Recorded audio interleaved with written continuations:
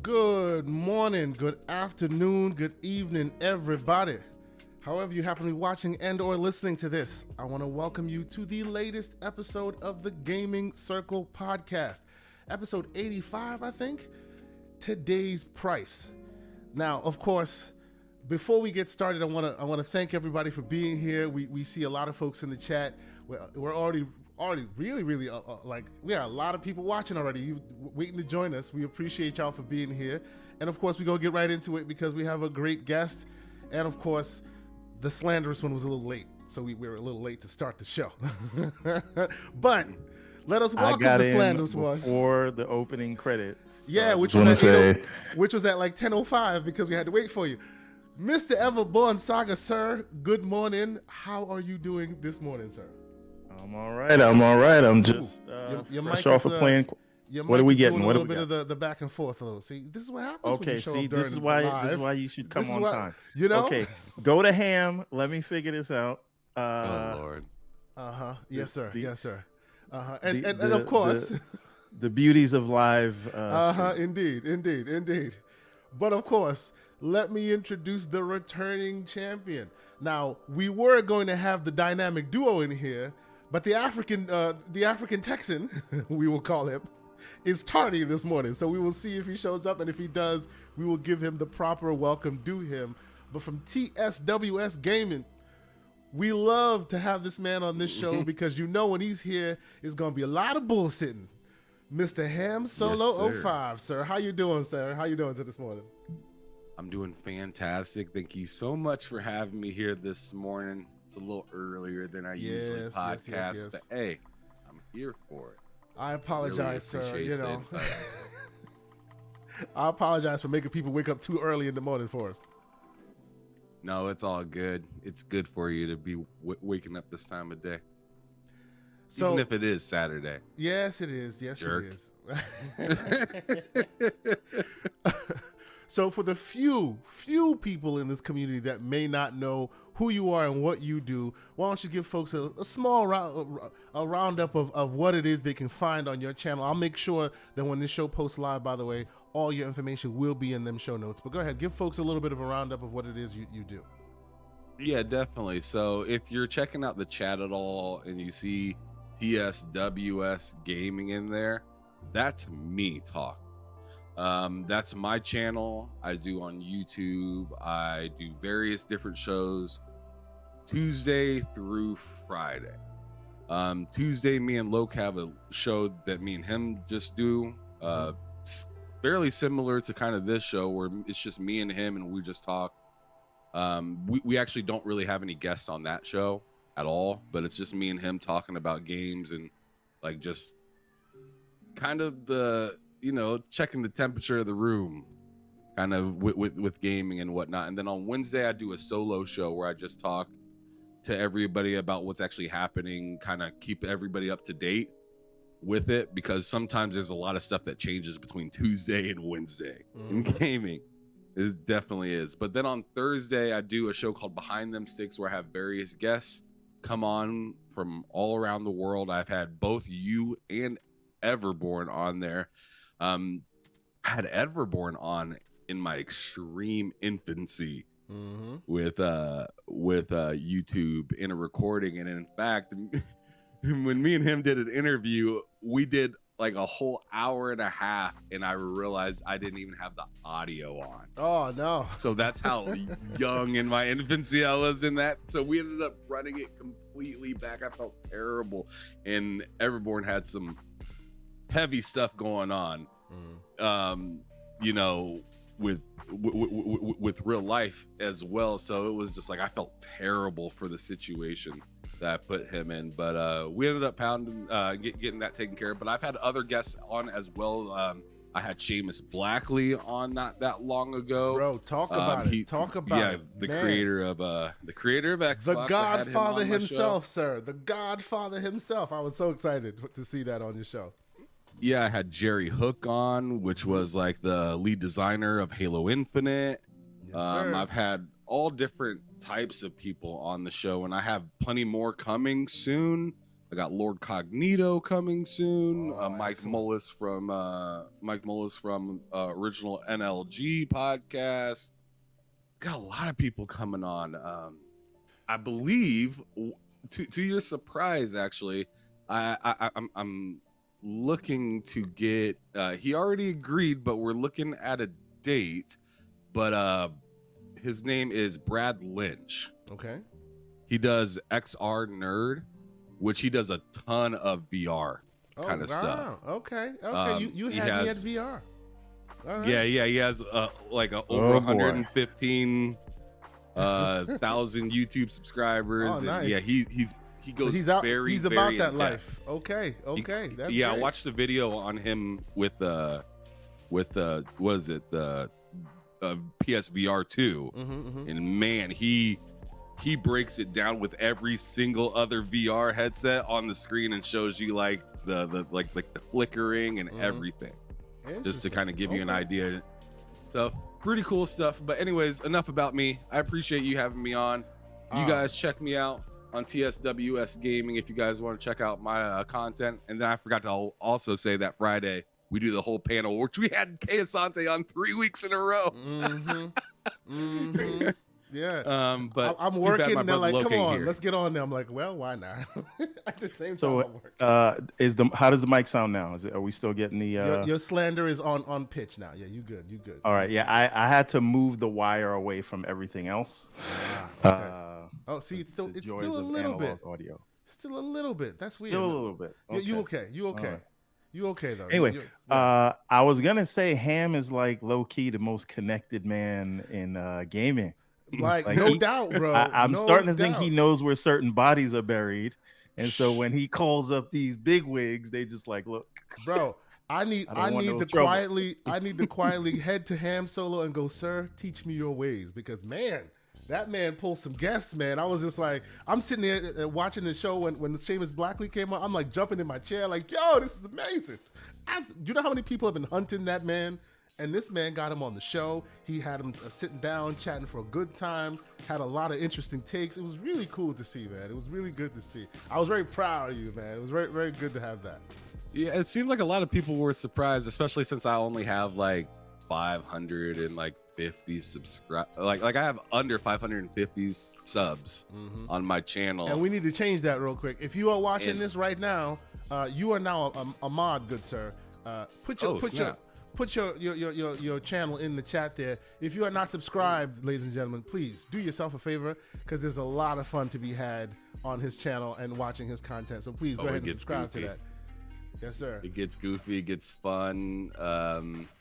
One of my favorite people that I have every week come on the show is Cozy Beluga, and man, she doesn't pull back any punches. She was going at your throat yesterday. She is wild. I'm just saying, she is wild, ladies and gentlemen.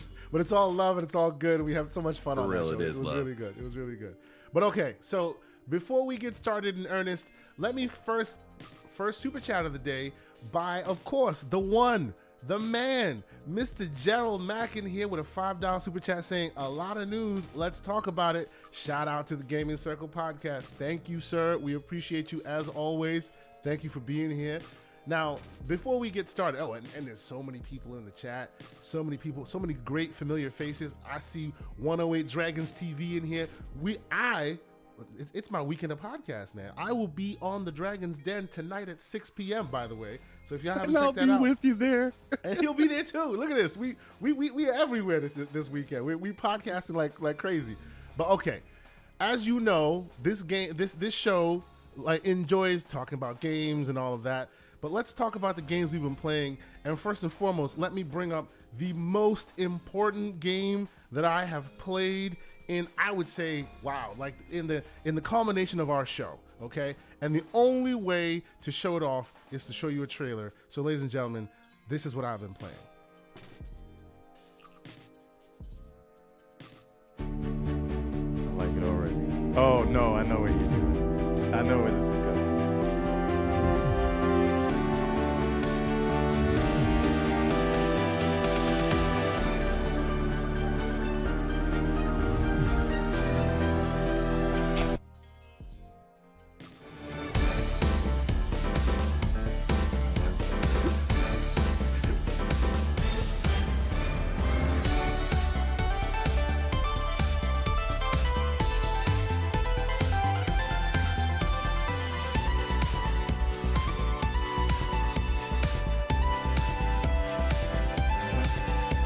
I knew this was coming.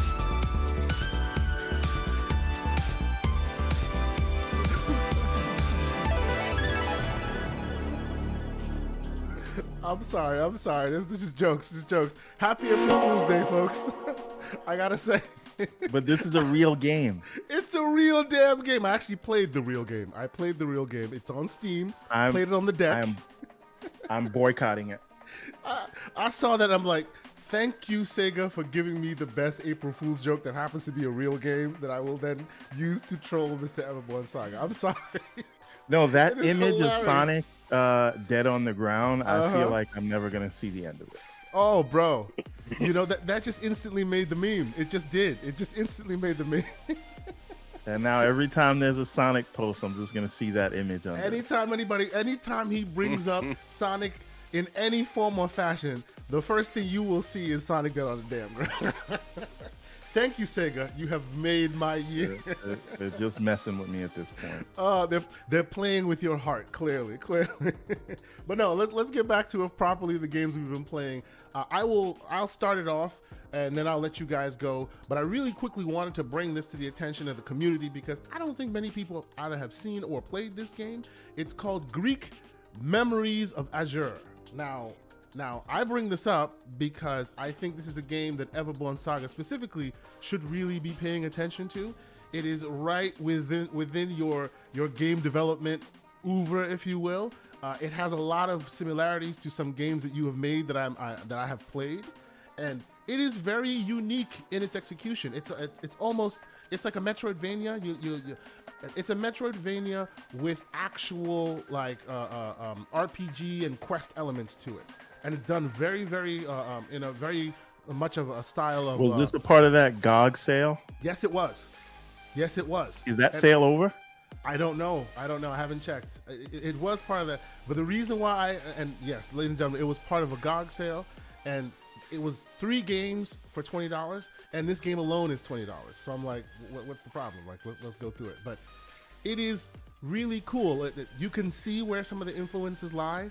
If you're just looking at it, it has kind of a mobile flair to it because it's done by by an indie developer. I'm not sure how many the size of the team, but it has to be pretty small. But at the end of the day, you can see its very, very good influences, including Ori. You can see that right on the screen. It doesn't strike the Ori tone as well as Ori does, but you can definitely see it does that. It even has like what's the name of the Two Brothers? You know, the game that was it Hazelight made? Remember Hazelight Studios made the game where you control two brothers, the Tale of Two Brothers, where with one controller. It has a little bit of elements of that.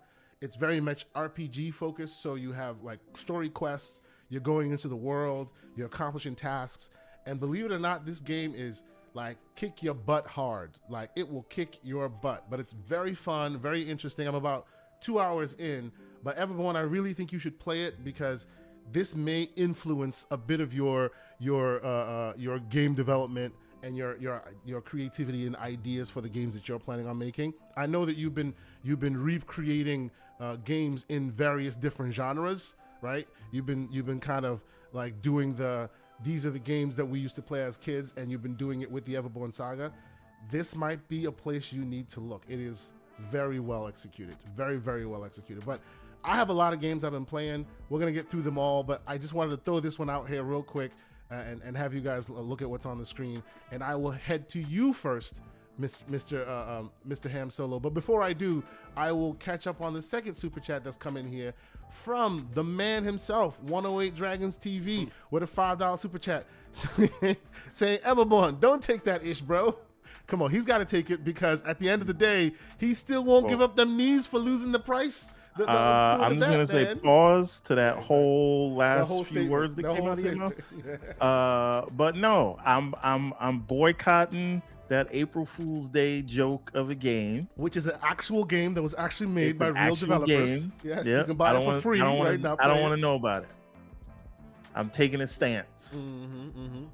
So, Mr. Ham Solo, give me some of the games sir. you've been playing. What games have been keeping you busy as of late? So, guilty pleasure game that I've been playing that's been keeping me up way too late is City Skylines. Oh, that's a great game. Oh my goodness, that game has been keeping me up late. I just dragged my bro Matt Likes Games through Wolong, and he was not having a good time. I would tell you, I beat Lubu, and then I decided I didn't like that game. I had to get to Lubu and beat him just to keep my gamer cred. But then after that, I was like, no, the first iteration. After that, I was like, no, I'm done. I had to do it because everybody says you can't do it, and then I did it, and I was like, okay, I still don't like getting beaten in the head over and over and over again by this game. I'm done. I need to feel good about myself. Game Please is continue. relentless. But yeah, he wasn't enjoying it, but I was enjoying his pain. So I dragged him right through the game, and it was fantastic. Let's see, other games I've been playing. I've been playing some on my Xbox. I know I've been playing a lot of different stuff. I'm trying to remember off the top of my head, but other than Xbox, because I'm always on that thing like every day. Oh yeah, Dante's Inferno, 50 Cent Blood on the Sands. Recently played those games, but thanks to you, Mr. K. Asante, yes sir, I've also been dabbling with this device that's pretty popular. It looks very similar to us. It looks like a Steam Deck, but it's not. It's a Windows deck. Yes, sir. Okay? Yes, sir. Because when I hit the on button, the Steam OS doesn't even pop up. It goes straight into Windows every single time. I actually have to go into the BIOS to switch tell it back. Yes, sir. Tell it, hey, bro, you're a Steam Deck. Can you go back? And now the Padawan becomes the Jedi Master. hey, I absolutely love that thing. Nicely done. And I like on the Steam Deck, or like I call it the Windows deck. I have the Xbox launcher on there, so I'm playing all my Xbox Game Pass games. So I don't have to because I don't have a very big Steam library. I have like maybe 10-15 games, and then I game share with my buddy Matt, which he has a bunch of games, but I'm not sure if it happens or not on this. Maybe you can let me know. But I know whenever he goes online to play a game, I can't get in unless I'm offline, right? I think it's dependent on the game. Like if y'all are playing the same game, it's almost like a borrow system. If he's playing it, you can't play it. But if he shares his entire library with you, you should be able to play something else. I thought. But see, that's too diluted for me, right? It's too much. It's too much. So that's why I wanted Windows on there, and I got my Game Pass on there. I got Elder Scrolls Skyrim right now, Madden 23, which plays fantastic. I'm not even that big of a Madden fan, but I do love me some football. Yeah. Vampire Survivors, Psychonauts 2. I got several games on my Steam Deck through the Windows OS, and it just works. I see what you did there. No, I appreciate you liking it, man. It's a little bit cumbersome to start with, right? You got to go through some things, but then when you get there, it's sweet. You know, it's really exactly what you're looking for. You know, I'm happy that it's working out for you. That's great. That's great. So it's become the backlog killer for you as it is for me. Like I see this. Oh, absolutely. It's great. I did have to start over in Skyrim because there's not the whole. It doesn't carry your saves everywhere. Unfortunately. Yeah, it depends, right? Like if it's the Steam version, then it will because it'll pull it from Steam. But if it's a different version, the waters get muddy for PC versus console. I hear you. So you can't. But it did pull over my Psychonauts and my High on Life and stuff like that. So those are great. Yeah. No, I appreciate it, man. That's great. It's great that you've been playing it. Now, Mr. EverbornSaga, are you around, or did we lose you for a moment? Oh, I'm always around, sir. He's always around. All right, sir. How about you, man? Actually, before we even do that, Ham, any others you want to talk about, or that's it? For the most part, I think, yeah, that's it. I mean, I've been playing some retro stuff as well, but I don't need to get into that. So, Mr. EverbornSaga, last we spoke, you were going through Will of the Wisps, and you also took a detour into Quantum Break. Where are you now, sir? So I completed Blind Forest and Will of the Wisp. We talked about that last week, I believe. And so again, in my continuing effort not to play Hogwarts, I have delved into another backlog game that I missed originally, and I'm ashamed of, and that was Quantum Break. Yes, sir.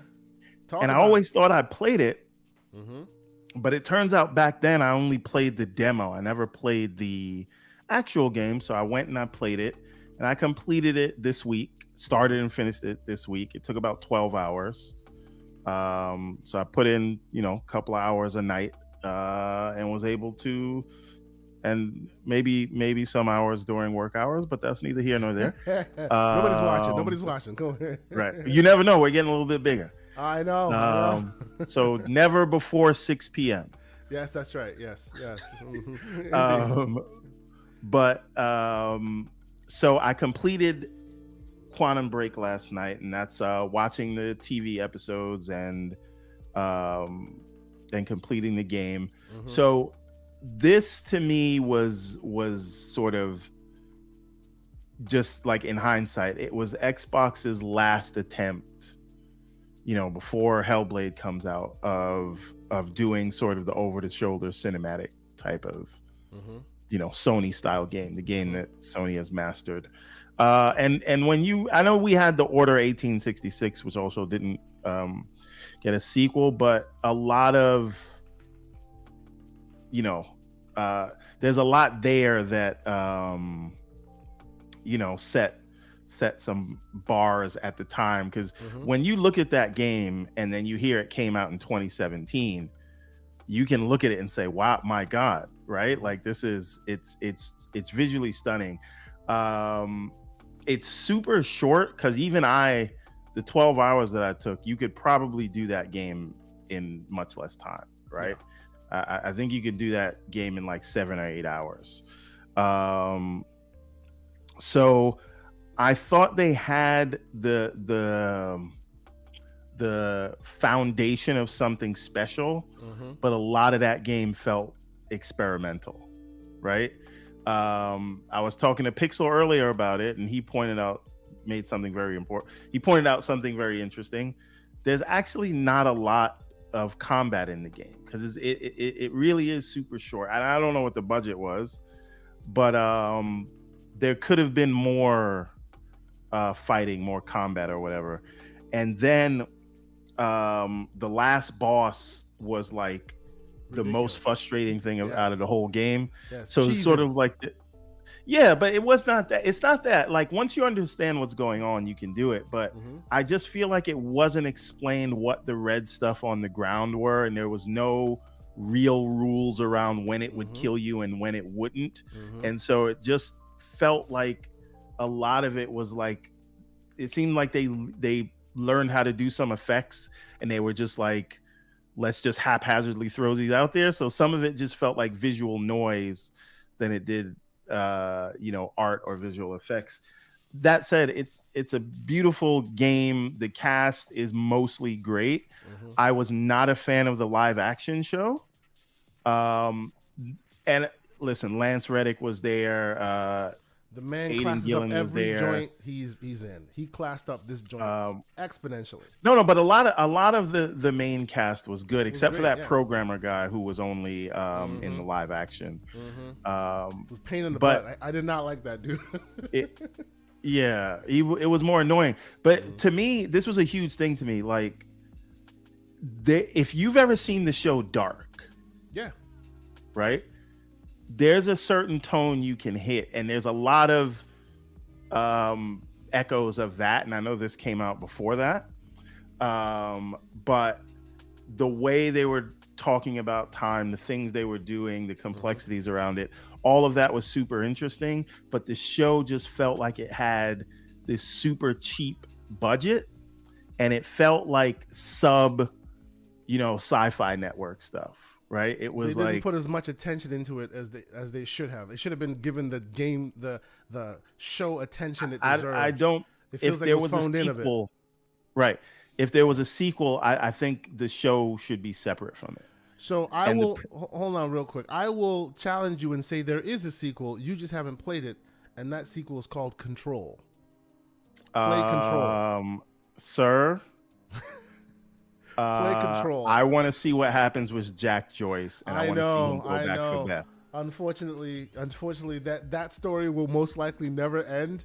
But as the and what I mean by that, and chat, please correct me or give me your points as well. As you know, there's a community-driven show. We'll put all you can super chat, but you don't have to. You can just put it in there, and we'll answer your questions, and we'll incorporate your thoughts into the show. But you and I spoke briefly about this when you started playing Quantum Break, and I told you then that Quantum Break was a victim of its time, right? The TV time, and by the time the actual delays, and now they're turning everything to TV. But that's yes.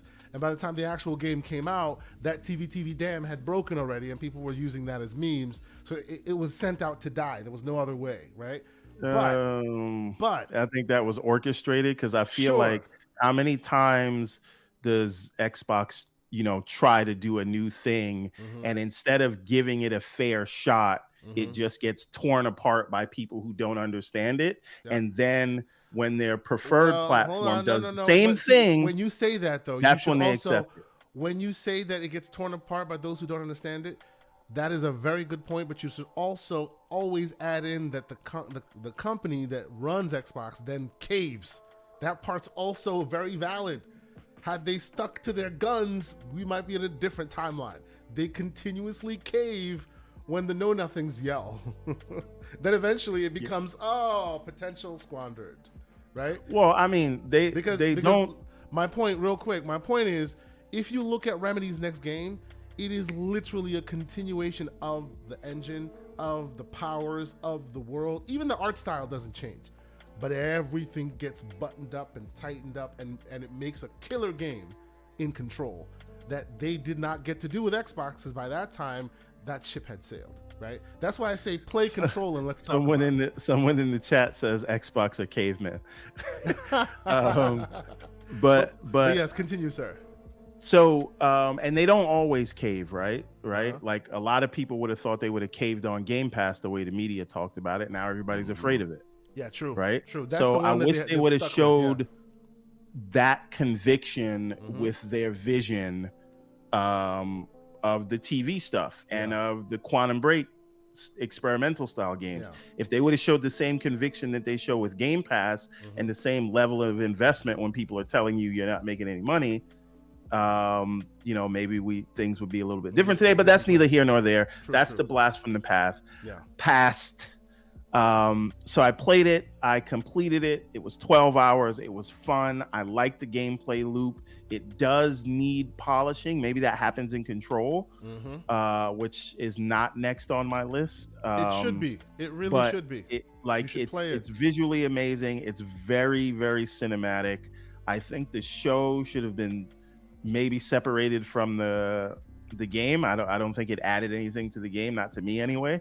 That said, I think it would be an interesting standalone show if you gave it to competent directors and you didn't have a damn floodlight from Home Depot on everybody's single shots where like you're blowing out the white balance. But again, it just really felt like we're filming this on a cell phone, the whole thing, the whole show. And I liked the plot, but the production value was absolute shite. So of the show, the game was amazing, and I feel like everything that happened in the show would have been better conveyed if you just did it in engine in the game. I don't deny that. It just cheapened it. It cheapened it by putting it in that weird, haphazard, low budget TV show.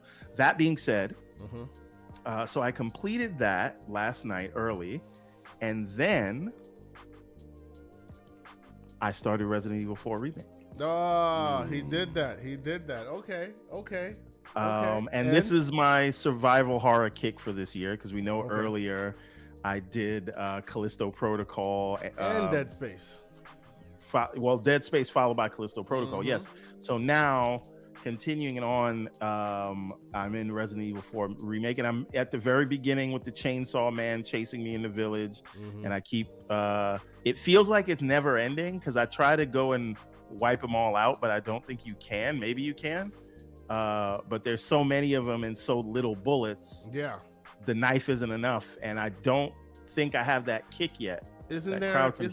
Like there's a part where a dude is holding like I think he's holding like dynamite or something, and you can shoot it out of his hand and it decimates the crowd a little bit. Like there's a bit of that. I'm not sure how far in you. Well, you can pick up a flashbang. I'm at the part where they're like burning that guy that was driving you. And then they start looking at you. Okay. Yeah. But I know it's like a tone setter for the game, but it is really like hard to move. But I say this, and even though I keep dying, I actually love it. And it's just Capcom are just real like wizards at what they do, and that RE engine just seems like it's capable of anything. So I played it just for a few minutes last night, but I died a few times and I was like, I'm going to sleep. But I'm super excited to continue. Like I have all the same feels that I had with Resident Evil Village, which I thought was a damn near masterpiece. I love that game. Still haven't finished Resident Evil 7 yet. Will you feel the same when they remake Resident Evil 5, sir? Nah, man, can't do it. I'm sorry, I'm just putting that out there real quick. What do you think, Cam? I got to tell you something real quick. You said so you're at the early part of that game, very early, where it tells you. And I never played the original version? GameCube version or whatever whatever that the was. GameCube version, right? So I know what part you're talking about, where you have the flashbang. You're kind of hiding behind the box. Dude's burning, right? I'll tell you, bro, if you want to get past that part, literally just run around the exterior of the entire area. Just run around it and funnel everybody so then they're following you almost in like a single file line, and then run back to where you started where you're behind that box, run back to that area and start popping people in the head. Because when you pop somebody, when you shoot somebody in the head, a little like a quick time thing will show up, right? You got to run up, and when you hit the button to do the roundhouse will knock out multiple people at once. So if you funnel everybody in, like in that single file line, you'll shoot one in the head, and there'll be a bunch of people around that person that you shot in the head. And when you go do the roundhouse kick, you'll take out like 5 of them. But does that kill him, or is it just knock him down and then they get? Yes. The roundhouse is like almost like a one tap. Wow. On everybody. Everybody except the chainsaw dude. Yeah, but if I can isolate him, I know I can take him down. I'm not even like afraid of him. It's just he has all the minions around him, and you start shooting one person and then the other person. So, but again, I love that, right? It is a sense of tension while not. This is the beauty of it, right?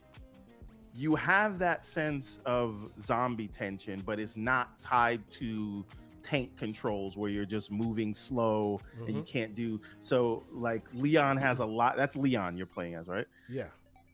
So Leon he has a lot of there's a lot of things he can do. He's very agile, and so because he's very agile, being overwhelmed by these zombies just gives you this tense feeling, and that's very much unlike Dead Space. And I know they're not trying to be the same games, but I'm just saying as a survival horror, sort of tense experience, Dead Space is kind of very slow moving, and you there's 1 or 2 enemies coming at you at a time, and then Callisto Protocol, you're just dodging and melee attacking, which is fine, but you can get through that if you just do the back and forth dodge mechanic.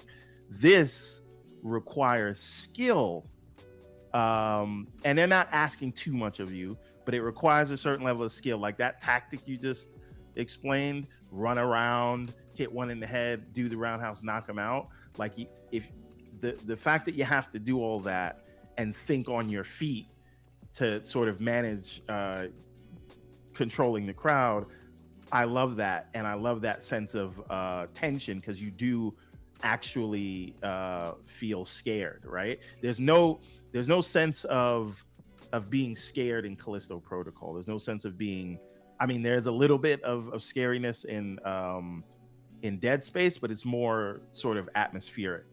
The way they overwhelm you with these things, I really like what they're doing. So I'm excited because, again, I don't remember playing this. Maybe I did, maybe I didn't. But I don't remember anything that's going on, so I'm going to lean on the side that I didn't play it back when it first came out. It's so long. So I'm excited about it. And so this is what I am gonna play until the end of the month when Jedi. How many hours is that game? Survivor. By the way? Do we remember how many hours roughly that game is? What game? The remake, the RE4 remake. Oh, that's a ham question. I have no idea, or chat. I don't know. Because what I played was only the demo, and what part you're talking about is the demo. In the demo, yeah. Okay. Yeah, that's true. Yeah, I do remember that as well. Like you walk into the open field, and there's a lot of dudes. Like, and the dude is no, but they just keep coming out of the houses too. That's why it almost feels like it's never ending. So it just outlasts the time.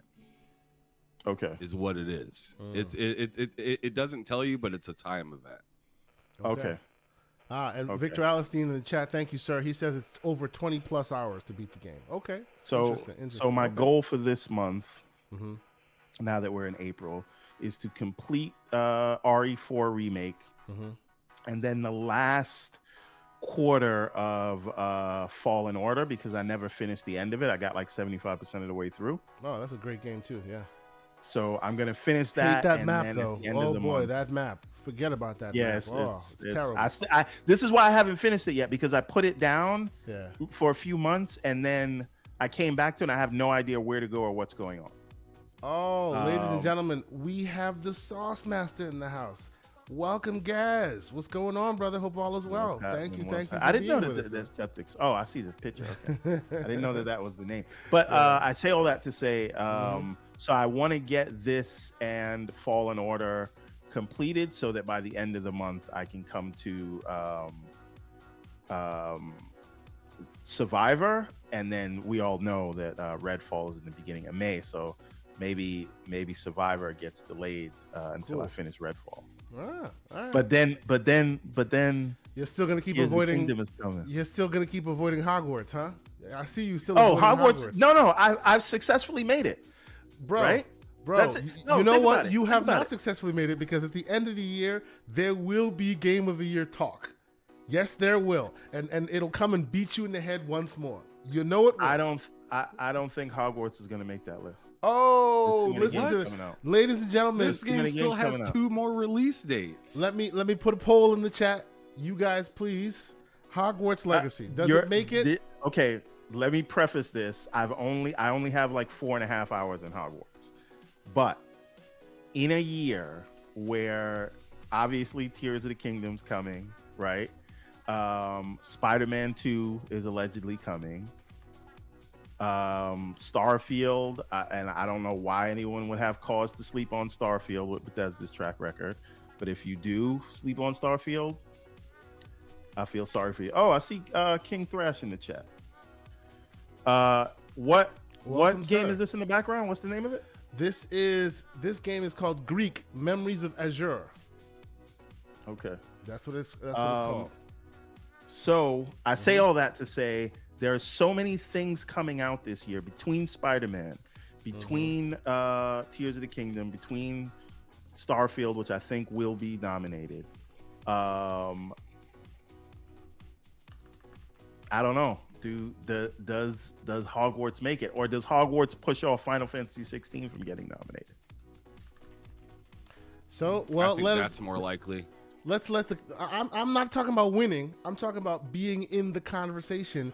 Right, but there's only a limited amount of real estate for Game of the Year, and so Hogwarts came out early, and people don't have long memories. Yes, and you're doing your best to avoid even trying to contend with the game. I'll put a poll in the chat, ladies and gentlemen. Hogwarts Legacy, does it make it on the Game of the Year conversations in 2023? You can pick hell yes, hell no, or Everborn is smoking something. I'm actually going to speak up and say something real quick. I think this does end up being somewhere on the Game of the Year list of games, because not only did this game like get super big, but it's already like surpassed Elden Ring.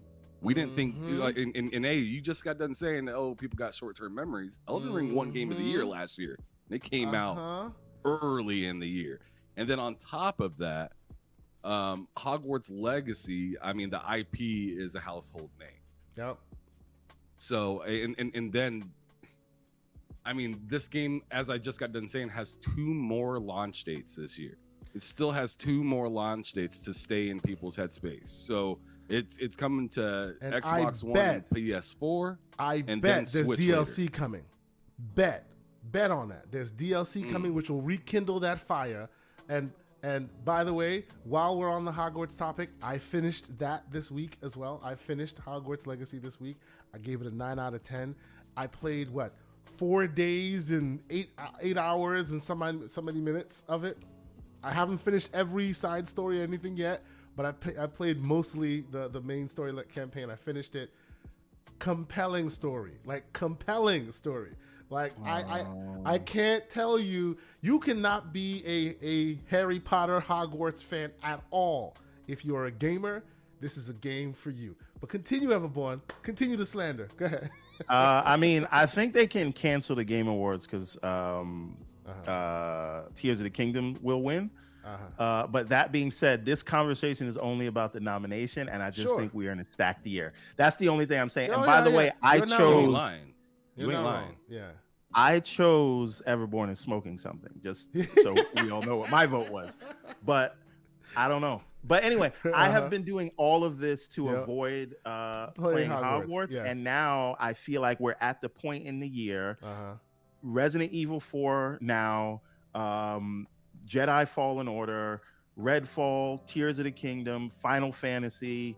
You know, we'll see what the summer brings, but I don't think there are any down months for the rest of the year, so I can comfortably not have a down month. So you're gladly throwing this on the backlog. You want this to be on the backlog. That's yes, because you know when things get banished to the backlog, that's worse than going to the my list in Netflix, right? Hey man, like you recently played Quantum Break. A list of things I'll never watch. You recently played Quantum Break and you played Dead Space. That's true. So maybe 7 years from now, I'll look at Hogwarts and then I'll sing its praises.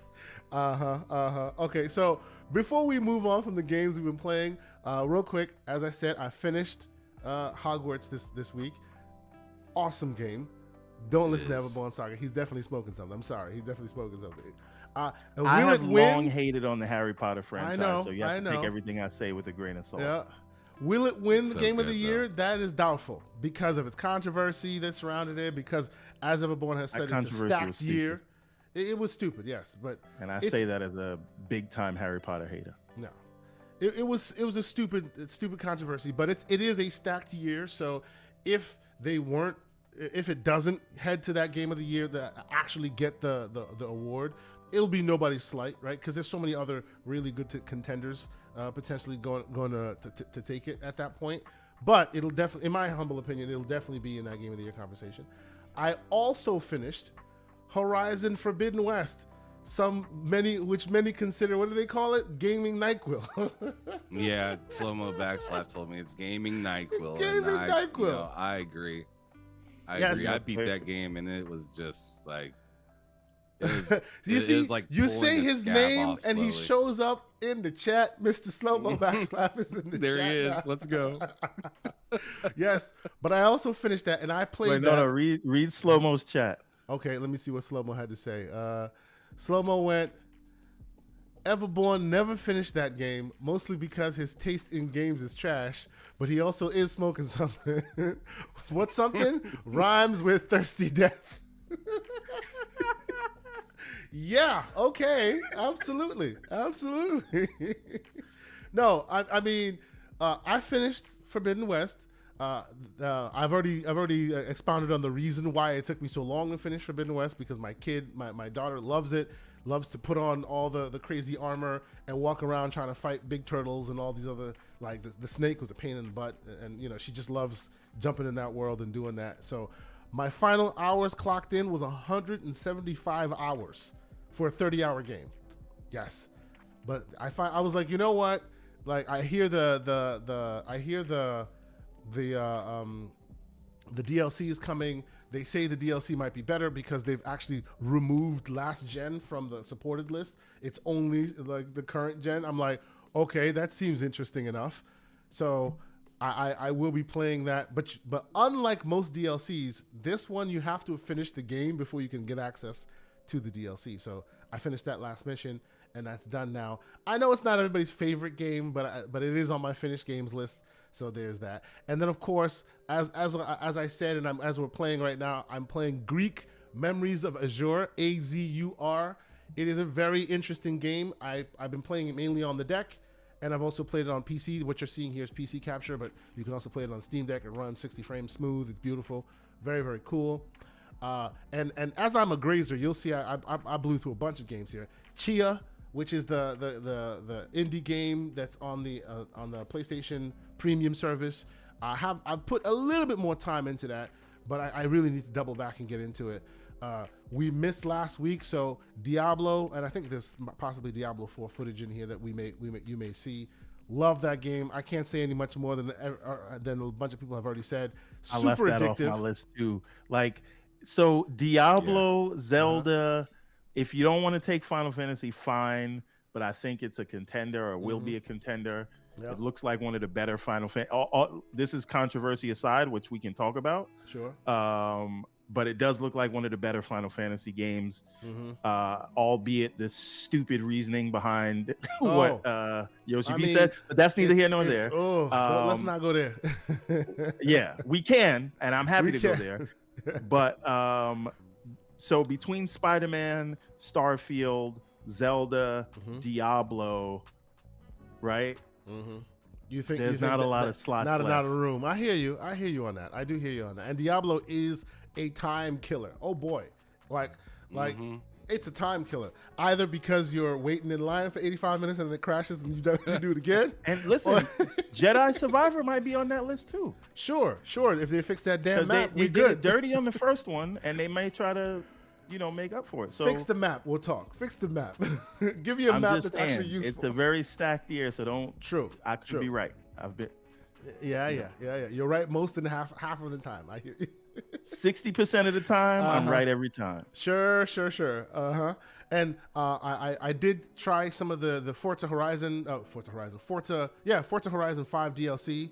I know people like it. I love it. I think it's great. They've added some really good traction control to the cars. If you're a fan of that, it's a very zen kind of game. This is right up your alley. You will love it.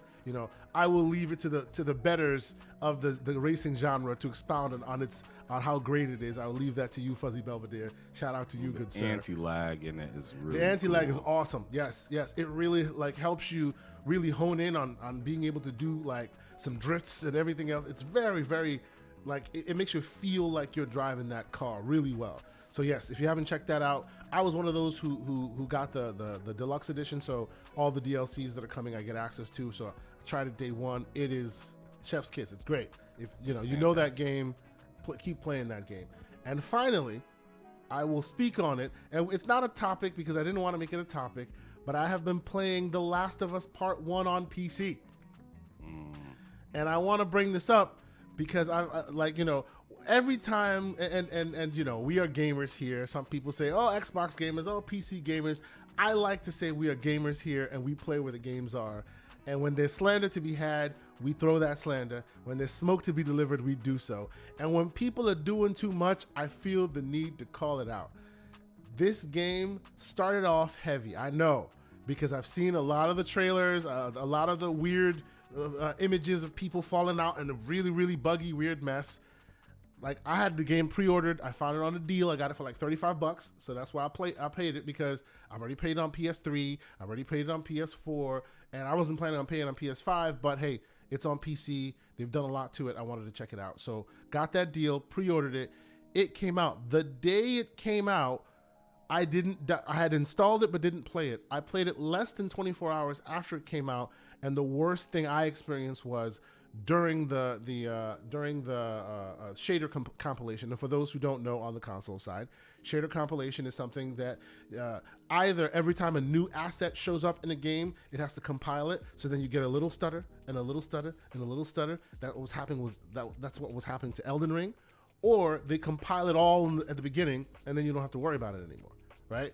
And that's what's going on. So they chose to compile all of the shaders at the beginning, so that once you're done there, you can just keep playing. Now, of course, I was the fool that after I'd gotten the shaders compiled, I moved my game file from one hard drive to another and had to recompile it all over again. It's ridiculous.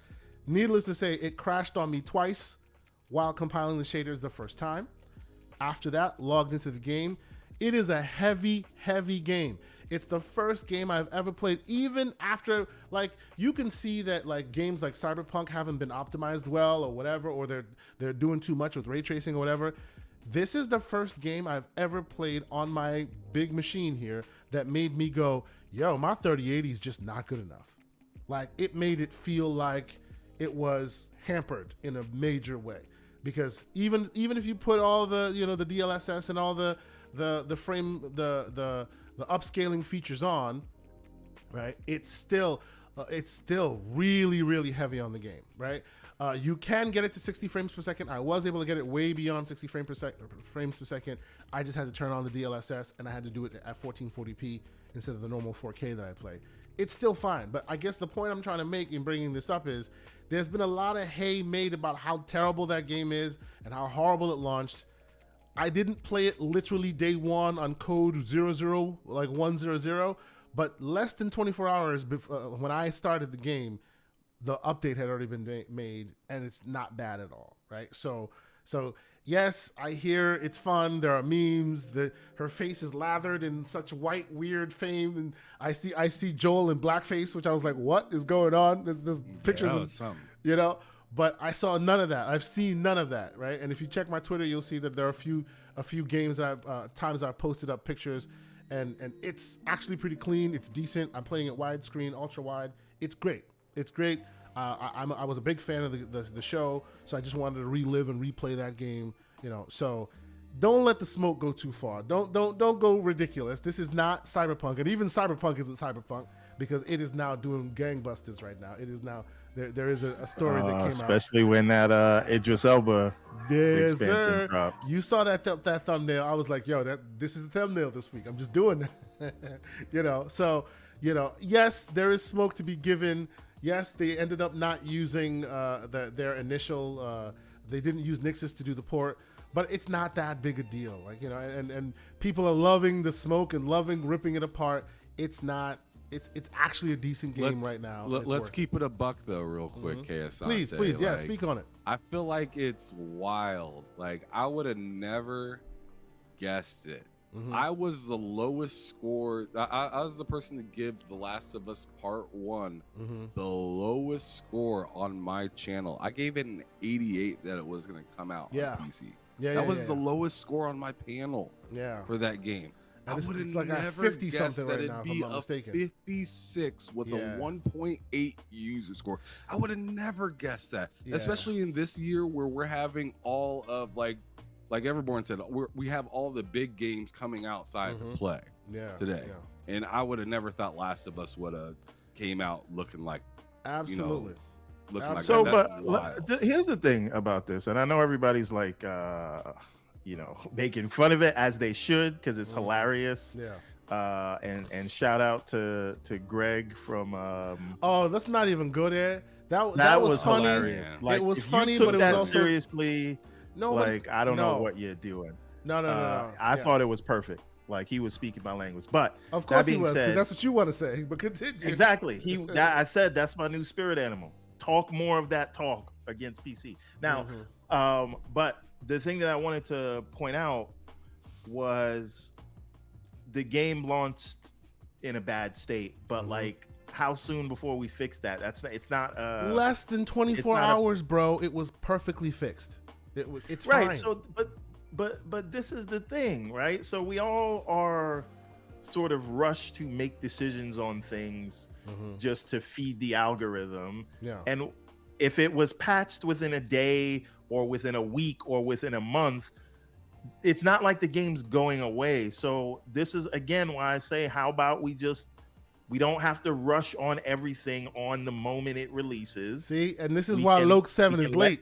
I need him to hear this smoke real quick, but he's conspicuously late. He's Mr. No, we got to play the game the first day, and there's no reason to wait. Listen, look, I just played Callisto Protocol in March or whatever, or February or whatever. I'm just playing Quantum Break now. I played it at launch, right? And a lot of people are like, at launch, Callisto Protocol was completely broken. When I played it, it was fine. Bro, ask Mr. Ham Solo here. I've been taking your word to the promised land, letting people know that best time to play it is as late as possible because most likely it's the best version and it's the cheapest version. And you are right on that. Right. And so even now, I haven't heard anybody complain about Resident Evil 4 bugs because Capcom are wizards, but I didn't buy that on day one. I bought it a week late. Like, you don't have to play these things on day one. And we keep rushing out to do that. And I know some of us are content creators, but even still, like, if you wait, you let them iron out the kinks, let the other people who can't wait, let them go buy it, let them take those arrows, and then you just kind of walk up the hill and get the benefit of the game without all the bugs. Don't buy games day one. Let them work, find out, see what bugs people are having. That being said, I don't think that should mar an entire game, because if you play it a week late or a month late, you could still have an amazing experience, but it's like crystallized in time. This was the user score, and that's what I was gonna talk about. It got, and I just don't think that I don't think it was fair for Cyberpunk, because I thought Cyberpunk was amazing, and I know it had those issues right when it launched, but Kay, you and I played it on the 3080. Imagine playing that game right now. Like right now, pretend Cyberpunk did not come out 2 years ago. play it today, you will think it's a masterpiece of epic proportions if you've never played that game before. It is such a good game that's well made now, right? So while the smoke is deserved for when they release the product, because they're releasing that product and they have a responsibility to release the best product they can, I think that the idea of crystallizing that score in effigy forever is also doing it a disservice, because the content is golden. You're just digging it for what you experienced that first time. But here's the thing. Now, Slow-Mo in the chat says no, they should release polished games. True. But if we buy those games on day one, what incentive are we giving them to actually polish the game? We are rewarding bad behavior. So what I'm saying is, if you want to teach them a lesson and you want them to actually polish their games before they come out, stop buying them on day one. Let them feel the financial pain of people waiting to find out if it's good. Yeah, absolutely. Right. Oh. And once you have a company with a track record of releasing games with minimal bugs, then you can trust them on day one. But if not, you should wait. And if you and I just don't gentlemen, think let me interrupt we're being pragmatic real quick, because I said I needed Loke 7 to be here for the smoke, and like a vision, the man Loke 7 presents himself. So, ladies and gentlemen, let's bring in Loke 7. Thank you, sir, for joining us. What's going on, man? Can you hear us? I can hear you. Greetings and salutations, ladies and gentlemen. I finally get to speak to the Everborn himself. Oh, here you go. What's happening, boss man? Oh man, you calling us from Rikers? I'm driving, and I'm instantly regretting having to deal with your crusty ass, Ham Solo. Oh man, I love it. This is why you needed to be here at the start, but of course you running on African time. You in the motherland right now. Oh brother, stop it! We appreciate you jumping on, man. This is like the Royal Rumble, and I'm the 30th entrant. So y'all just need to respect me. All right, just settle your asses down. Let's go. What are we talking about?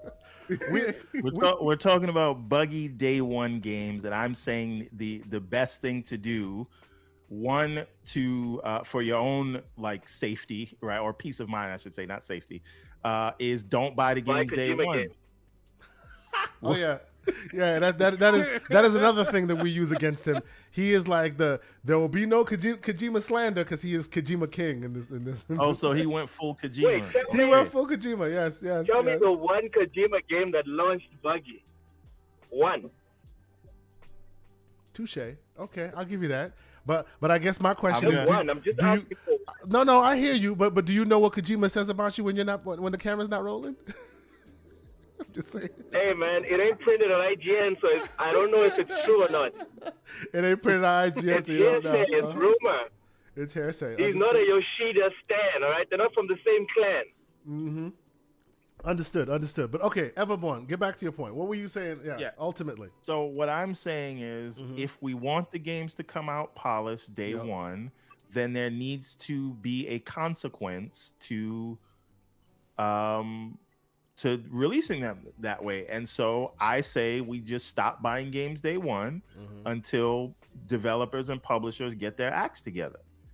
But that being said, I still don't believe in crystallizing what a game is at launch in terms of the review, because later on you may come to it and it may be like a masterpiece, right? So, these things are going to have bugs day one. And if you want them to wait, show them that they should. Yeah. So and the other I'd rather do something than complaining about it. Go ahead, the other Luke. side of that is that games can be like Diablo Immortal, where they launch and there's no gacha mechanics. But after the review period is gone, then they cram that shit to the brim. And then it's got a high score, but it's a terrible game. Yes, sir. Keep it PG-13, sir. But yes, they did that with GT7, right? Roger. As well. Yep. Yes. They did the same thing with GT7. So I guess we're all advocating that the idea of keeping a score crystallized, as in it's locked in, it's going to stay 50 some odd forever. That is a bad idea. We need to evolve that formula to potentially No, the score can stay it. what it is. I'm saying we shouldn't judge things completely by the score, right? You have to play. Sure. The initial maybe they complicate things by saying initial score this and evolving score. I don't know. Like there needs to be, because if you come to games it, are not you static go back things. and do games though. yeah. They used to be static things, remember? Am I bad for bringing the elephant in the room though? Please. And saying, if this was an Xbox game and boy. did Oh, it would man. be getting cremated right now. Well, but it is getting cremated. It's getting cremated on the PlayStation side. Yeah, And look I'm at saying- Joel's But face. no one's but not a whole. I mean, sure, people are talking about it, but not like if it was Halo. Well, okay. Nah, man. I was on the Doomsayers podcast last night, and those guys are like super PlayStation. And everyone was going in hard. I was like, damn, I wasn't expecting it. I thought there was going to be a whole bunch of people damage controlling and stuff, but they were going in hard on it. They're like, dude, if you're not going to do it right, don't do it. Sony clowns, etc., all this stuff, and they were going in unhinged. I was shocked. See, So, and that's my from my point. It is perspective, embarrassing. It's not getting a pass, and I'm saying whenever Xbox is unfairly challenged, we're here trying to advocate for level-headedness. I think a bit of that needs to be leveled here as well. Was there a problem? Yes. Does the problem still exist? Literally less than 24 hours after the game released? No. So that smoke, as if it's Craig face, needs to calm down a little bit. You know what I'm saying? We got to, as the youngins say, we got to keep the same energy. Am I wrong here, or should I just move out the way and let the smoke flow? Because clearly, I feel like I need to tamp down some of the craziness because people are losing their minds. Like this is the next Cyberpunk 2077 that's like broken for ages. I think until they fix it, they deserve all the smoke they get. And once it's fixed, then we can reassess. They fixed it Is it less than fixed? 20. Bro, I've been playing the game the whole time. I'm playing it on my PC. The only thing that's wrong with it, in my humble opinion, is it is a very heavy game that makes your 3080 feel like an Xbox One. Like it's a heavy game. That's So the it's only not thing that's wrong. well optimized. I don't know if it's not well optimized, but because of the fact that they added it to a new engine, it looks like they went for gorgeous visuals than anything else, right? It looks like that's the decisions that they have made, and because of that, it crumbles even the biggest dogs to its knees. Like I haven't seen it play on the 4090 yet, but as a 3080, which you would expect can handle anything anybody throws at it, like. You have to drop it to 1440p. You have to use the upscaling techniques before you have a decent experience with it, right? Which is surprising, being that these cards are relatively expensive and are able to handle it, right? So it focused more on visuals than it did on optimization, and that is still righteous smoke to be delivered, I think. But the idea that it's terrible and Joel got blackface and all this crazy madness, the only time I saw that was on the Kotaku articles and whatnot. I haven't seen it in game, and I've been playing it in game. So the other thing, right?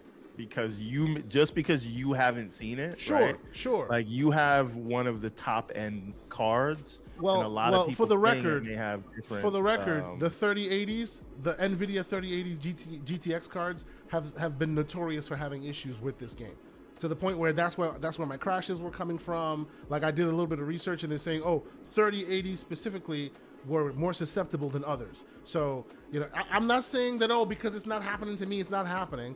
It's just like there have been many updates since literally the first day that thing released. So I'm just giving it a little bit of like the IT guy that says it works on my machine. No, that's that is ridiculous, and I'm not trying to say that. I'm just saying, like, if there are more reports coming, then we'll talk about it. But as of now, it looks like they've definitely seen it and are addressing the problem. Go ahead, Lo. To your point about why are people freaking out like this is the next Cyberpunk? I just want to give the context to the PlayStation fan side of why this is like as bad as Cyberpunk or close to it. See, when you see the Nintendo Switch players, they have a certain style and aesthetic that they like from their games.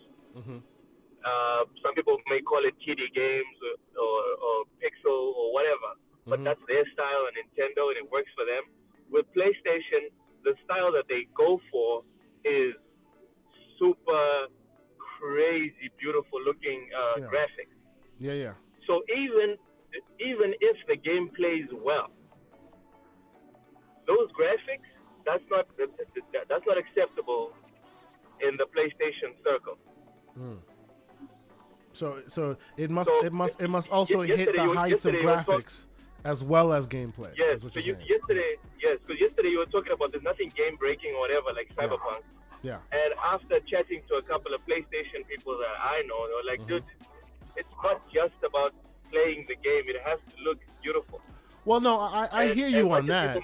I hear you on that. But I guess maybe I didn't explain myself better, but like I have not seen any bugs or graphic like the degradation. Yes, initially there was graphic degradation, no doubt. You can see it on display. It's been posted everywhere. But if you go play it now, in my experience, and I will caveat it that way because there's always people that'll come up and say different experiences, but since the recent updates, the graphics look great. The gameplay is what the gameplay has always been. I've actually posted some photos online. Kelsante, let's be real. This is just like the whole Chris Avalon thing. Don't nobody remember the Get Back. No one cares about the Get Back. Sure. People just remember that first bite. Exactly. The first impression. That's all people care about. No one cares that Chris Avalon was proven innocent. No one gives a shit about that. He will forever be a sexual PG-13, harasser. sir. PG-13. Sorry. Go ahead. No one cares that he was accused of doing all these horrible things to women. No one cares that he's now innocent. Yeah. All they care about is that. Well, because people read headlines. They just read headlines and then they don't investigate and they further. stick with. Yeah. No, but that's the thing. They did launch a headline saying that he was innocent, but no one cares about the second headline on the story. Sure. We stick with the first one, regardless of how crazy that sounds. Okay. But that's how the community goes. Well, I guess accusation front page, retraction page 6. Page 6, yes, absolutely. There you go. Yeah. There you go. So I guess what I'm saying. Okay, finish up. Go ahead. As far as Last of Us concerned, dude.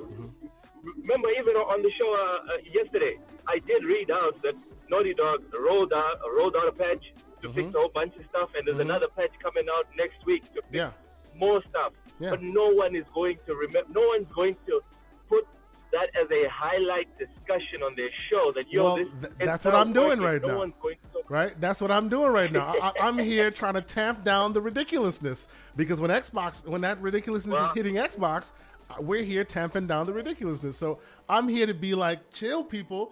It's not that deep because I'm literally playing it right now. Well, not at this very moment, but I'm playing it and I've seen the updates that are in when we're play. Talking about Chris Avalon. Well, that's a different area of that's not my expertise. When it's time to talk about Chris Avalon's innocence, I'll holler at me, please. Understood. I'm there. I don't care if it's 5 a.m. my time. We'll talk about it for sure. Let me take a quick. Is it bad that I don't know who Chris Avalon is? Look it up. Trust me. Okay. It's quite interesting. Let me take a quick pause and say thank you guys so much for being here. We're around 150 people in concurrent views. This is amazing. New day, brother. We are here. We're doing it. Okay, but how many likes do we have? We have 81 likes. Please, ladies and gentlemen, if you like the content, hit that like button. Let folks know we in here. Subscribe. That's right. We're doing really good things. We have more super chats coming that y'all will read. And by the way, thank you. I need to say that again. Thank you guys so much for the super chats. It's not a mandate. We'll read all the stuff we can. But your super chats are helping fund this channel and helping us do very interesting things that you're going to see very soon on this channel. We're getting, animations and all this other great stuff done. And the super chats, by and large, has helped fund all that. So thank you guys so much for the continued support. We see Mr. Pixelbit G in here with a $2 super chat saying, if it was reviewed 2 times, then it'd be getting a pass. I hear you on that, Pixel, The only thing I mean by that is not necessarily like to have it just get reviewed twice, but maybe as a state of where we are in gaming, we shouldn't crystallize that review and just move on, because a lot of these games now have the ability to reinvent themselves. Cyberpunk being one of them. No Man's Sky was a very big proponent of that, right? If that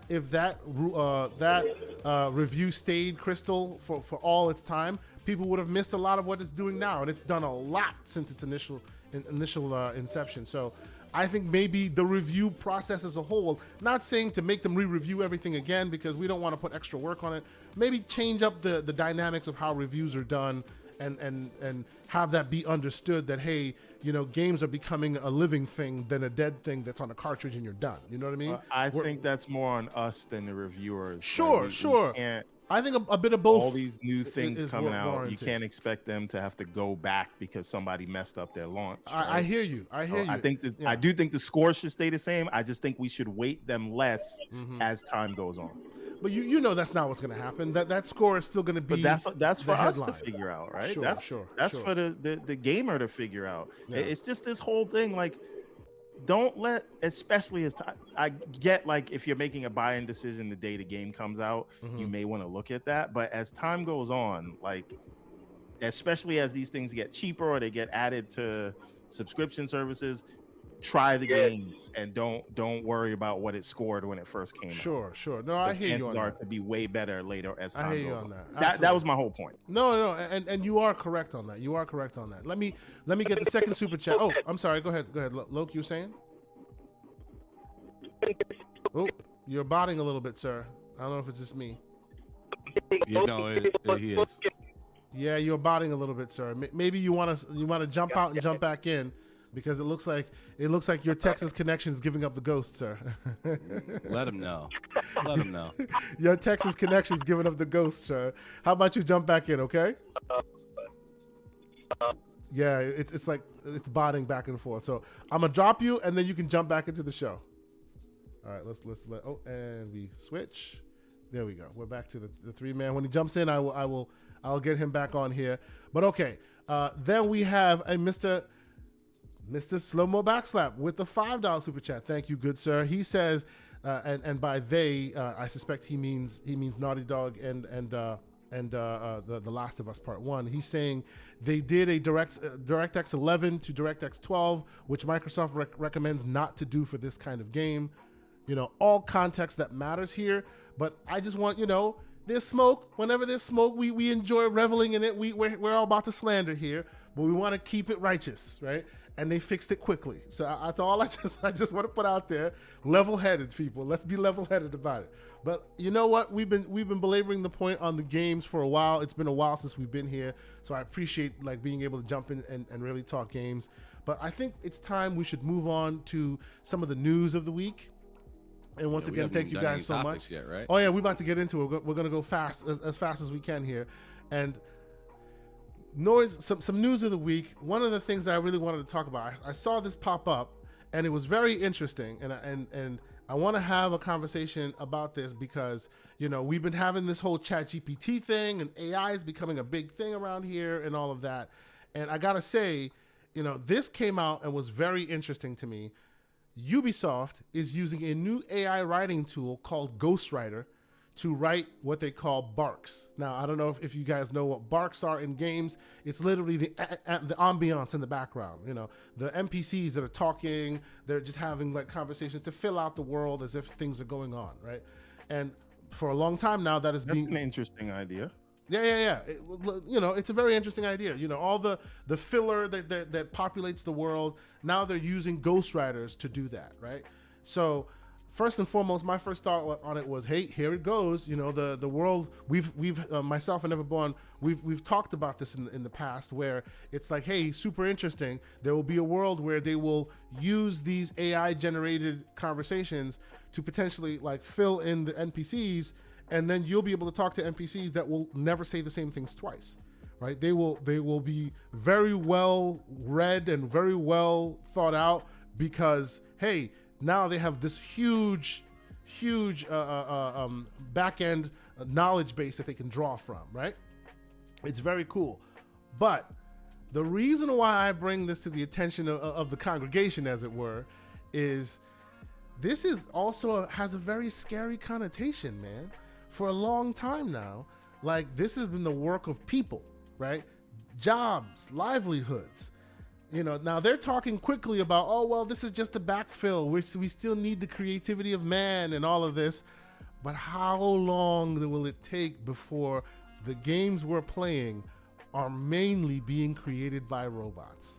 Because it's cheaper, much cheaper. We're talking Ubisoft here, the company that's making good games and still can't feed the company with it. They are losing money left and right. There's a world where Ubi might not exist anymore if somebody or they don't do something different, right? So now they're heading this AI tools direction and saying, oh, don't worry, it's just backfill. We hear you. So how long will that last? Go ahead, Everborn. What do you think? here's the thing, and I know like there's this like big fear around AI because we think it's gonna take human jobs and things like that, but we've been watching game budgets explode. Yep. Over the last decade or two, right?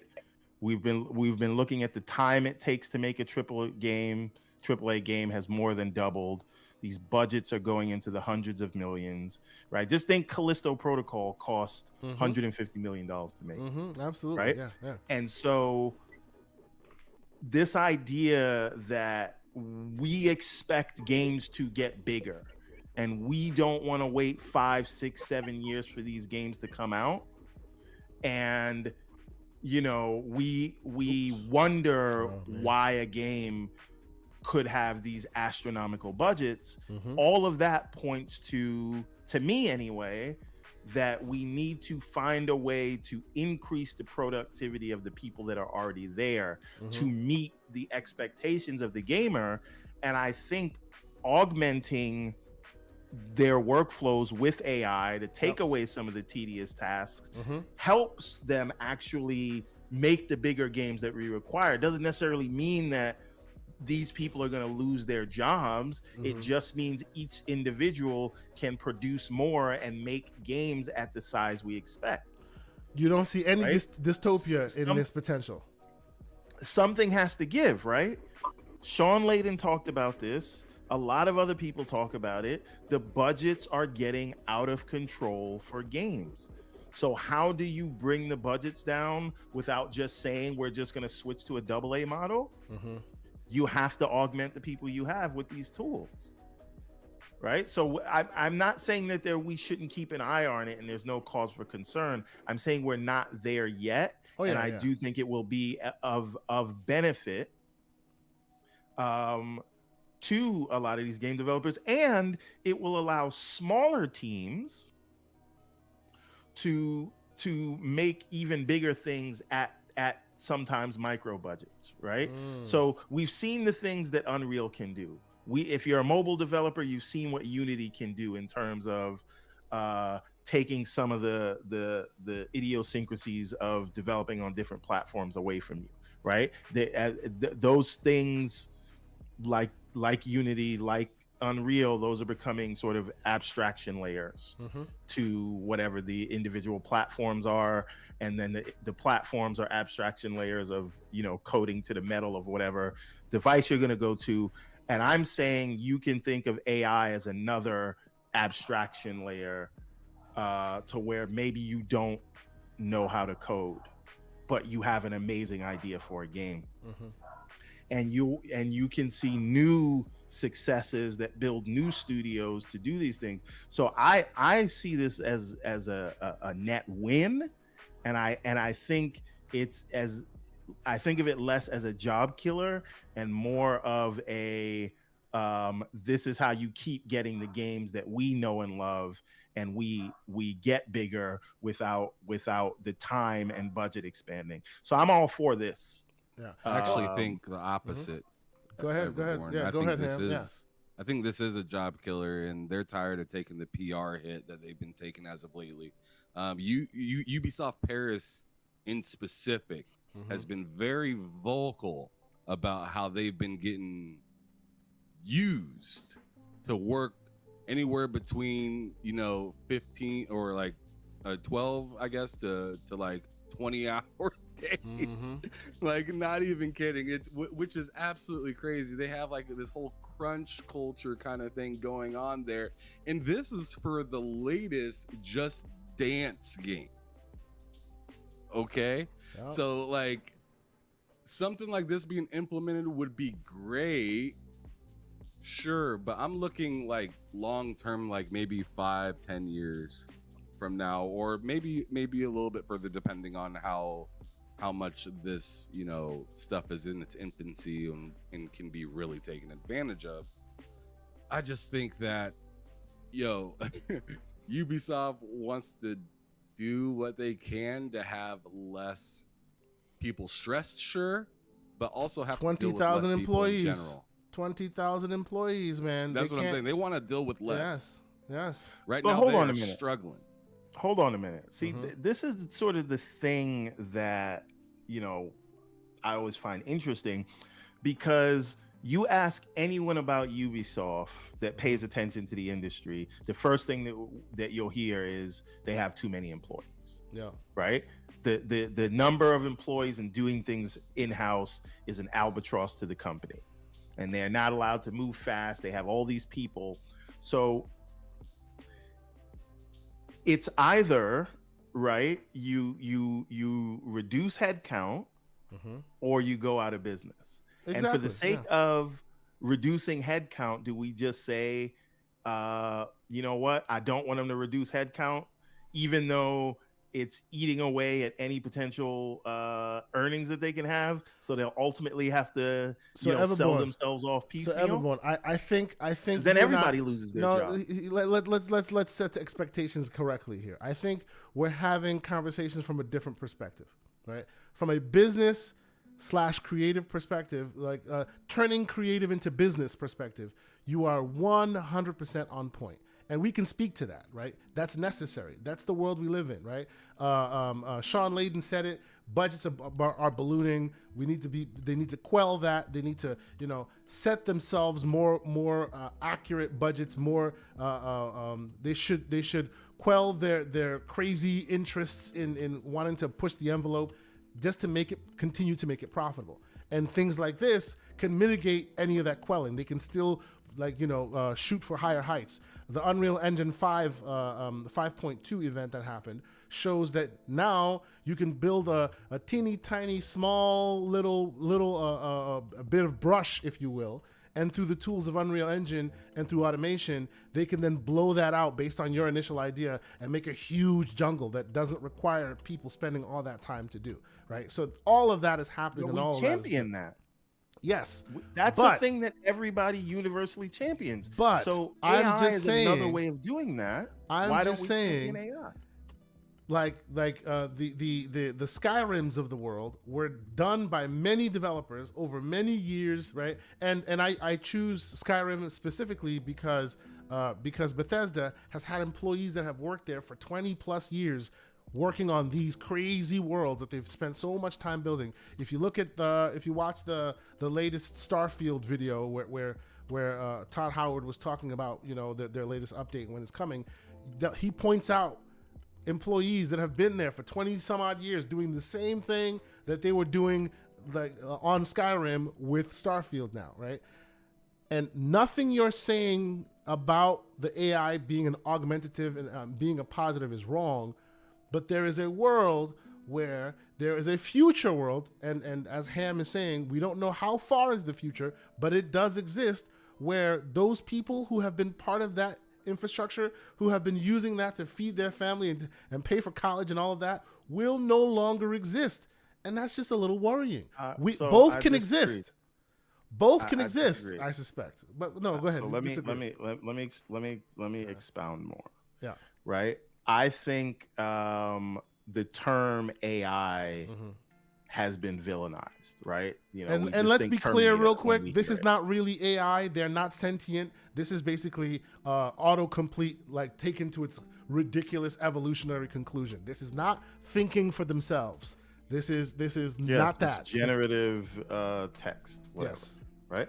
So the thing is, if we are concerned about technology replacing manual tasks, then we shouldn't be in favor of UE5.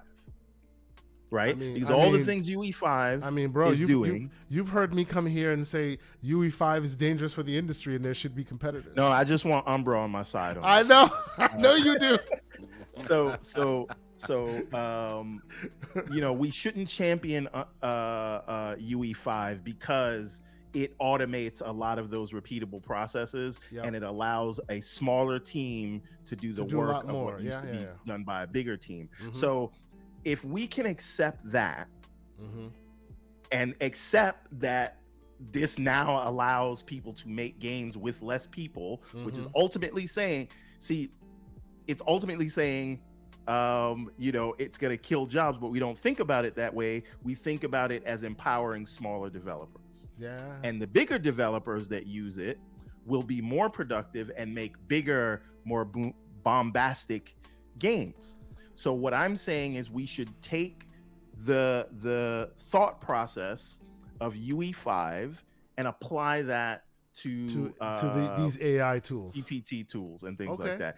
It will make the other people more productive to make more engrossing experiences. And for the smaller developer, like the Everborns of the world, it will help us to be more productive and make bigger games with a smaller team and budget. So for me, I think it just it pluses everything. It's not really a replacement. So what you're saying we're not is in a place yet. The technology is not in a place yet where it could replace people. So what you're saying is look how long it took. What you're saying is last thing I want to say. Go ahead. Last thing. Yeah. Look how long it took to get from Clippy to Siri, and from Siri to where we are now. So these things, yes, they're helping people now and they're giving you realistic text back, but I don't think, and yes, they can write some code, but some of the code still has errors and it still needs a human eye to apply these things. So it can't just out and out replace a developer or an engineer's job, but it can help them to do more. So, all right, what I hear from you, like Satya. What I hear, but see, this is my point. What I hear from you is you can't see beyond your own self-interest in this one. That's what I'm hearing. No, but I think it helps everybody. It's going to help the people who we are worried about losing their jobs. It's going to help them do more. And Loke 7, are you back in here? Loke, you there? Oh, you're still botting. Oh, that's just unfortunate, brother. Yeah, it's just it's cutting to the point where we can't actually hear what you're saying. I apologize. Like every other word we get. Yeah, we're gonna have to have you back on. If you're able to get on a home connection, please do so. If you're not, I will definitely have you back, sir, because you're botting a little too much, and no one can actually hear what you're saying. Oh, and he's on mute. Okay, so I hear what you're saying, Everborn.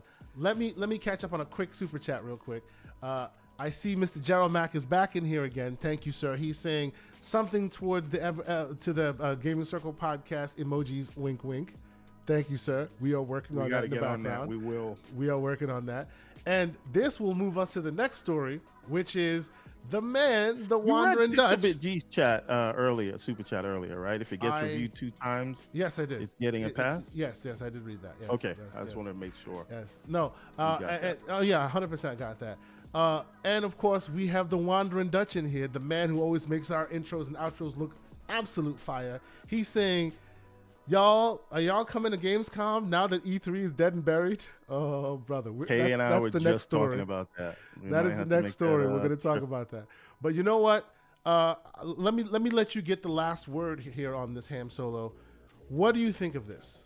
Do you think, and I hear Everborn, and I think Everborn is right by and large. He's looking at it from a developer and a business owner's perspective, and he has 100% good points, right? It helps those with smaller resources grow, right? It helps you shoot the shots that you didn't think you could because you don't have the money for it, right? All that is absolutely true. Nothing that he's saying to me is beyond the pale or wrong, but I think the human element, the cog in the chain element, You know, the worker bee who's using it to fund their dream element is maybe lost a little bit here. Do you disagree with me, or where do you fall, sir? Yeah, I think when when I personally think of this on a larger scale, like I see what Everborn's talking about and how much it would, you know, help him and whatnot. Sure, for sure, and it'd be great for someone that has like a smaller business that's trying to, you know, reach higher levels in gaming that haven't been possibly reached before. But in the sense of a massive company like Ubisoft doing it, I mean, it would clearly be to like save on labor. Yeah. Right. So, I mean, you're going to totally see some people, you know, be using it one day and then figure out, oh, this is actually replacing this is actually replacing what I do here and whatnot. And although that sounds scary or whatnot, but it also makes way for new jobs to be presented. Sure. Yep. In other dimensions or in other facets, I guess is a better way to put it. So that person that was working so hard doing all this writing stuff, where this AI is kind of coming in and helping with that, well, maybe they can use their work in a different area, kind of like what Everborn is saying a little bit. But I think by and large, you're gonna see some people definitely get cut due to something like this, and I think this is awesome. And as I said, it will open up other avenues within jobs and whatnot, and I think that would, in return, be helpful for the industry as a whole. So, you might have lost the job at Ubisoft because it has this, and this, but if they're implementing this everywhere, gaming is like constantly evolving. So they're gonna find somebody to, we need this done now that we have all this stuff allocated and taken care of. We need to focus in on this to make this completely quality, because this is coming out broken over and over and over. I hear you. And this could and this could be something that, I mean, obviously this is just a small piece of the puzzle that is like making a video game, but the more small pieces that you get together, the better we could possibly get to having an optimized game on release, right? Yeah. So we were talking about the QA being done by AI. That's another strong piece of this puzzle. Everborn, I will let you have the last word. I'm just saying. Yeah, I'm just going to be quick. Okay. Very quick on this. I know we got to move on. Yeah. But so, and Ham, to your point, so there's this idea that, just to be involved in game development, like you got to have a CS degree, you got to understand that thing. And that is by and large sort of been the case. You got to be this like super, tech savvy person, be right? a genius. And this is the thing. I believe you should automate all repeatable tasks, right?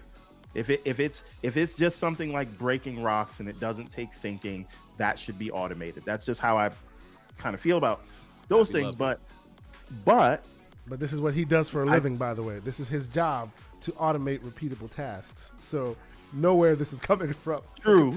Right? This is Everborn's bread and butter, to automate tasks. So there you go.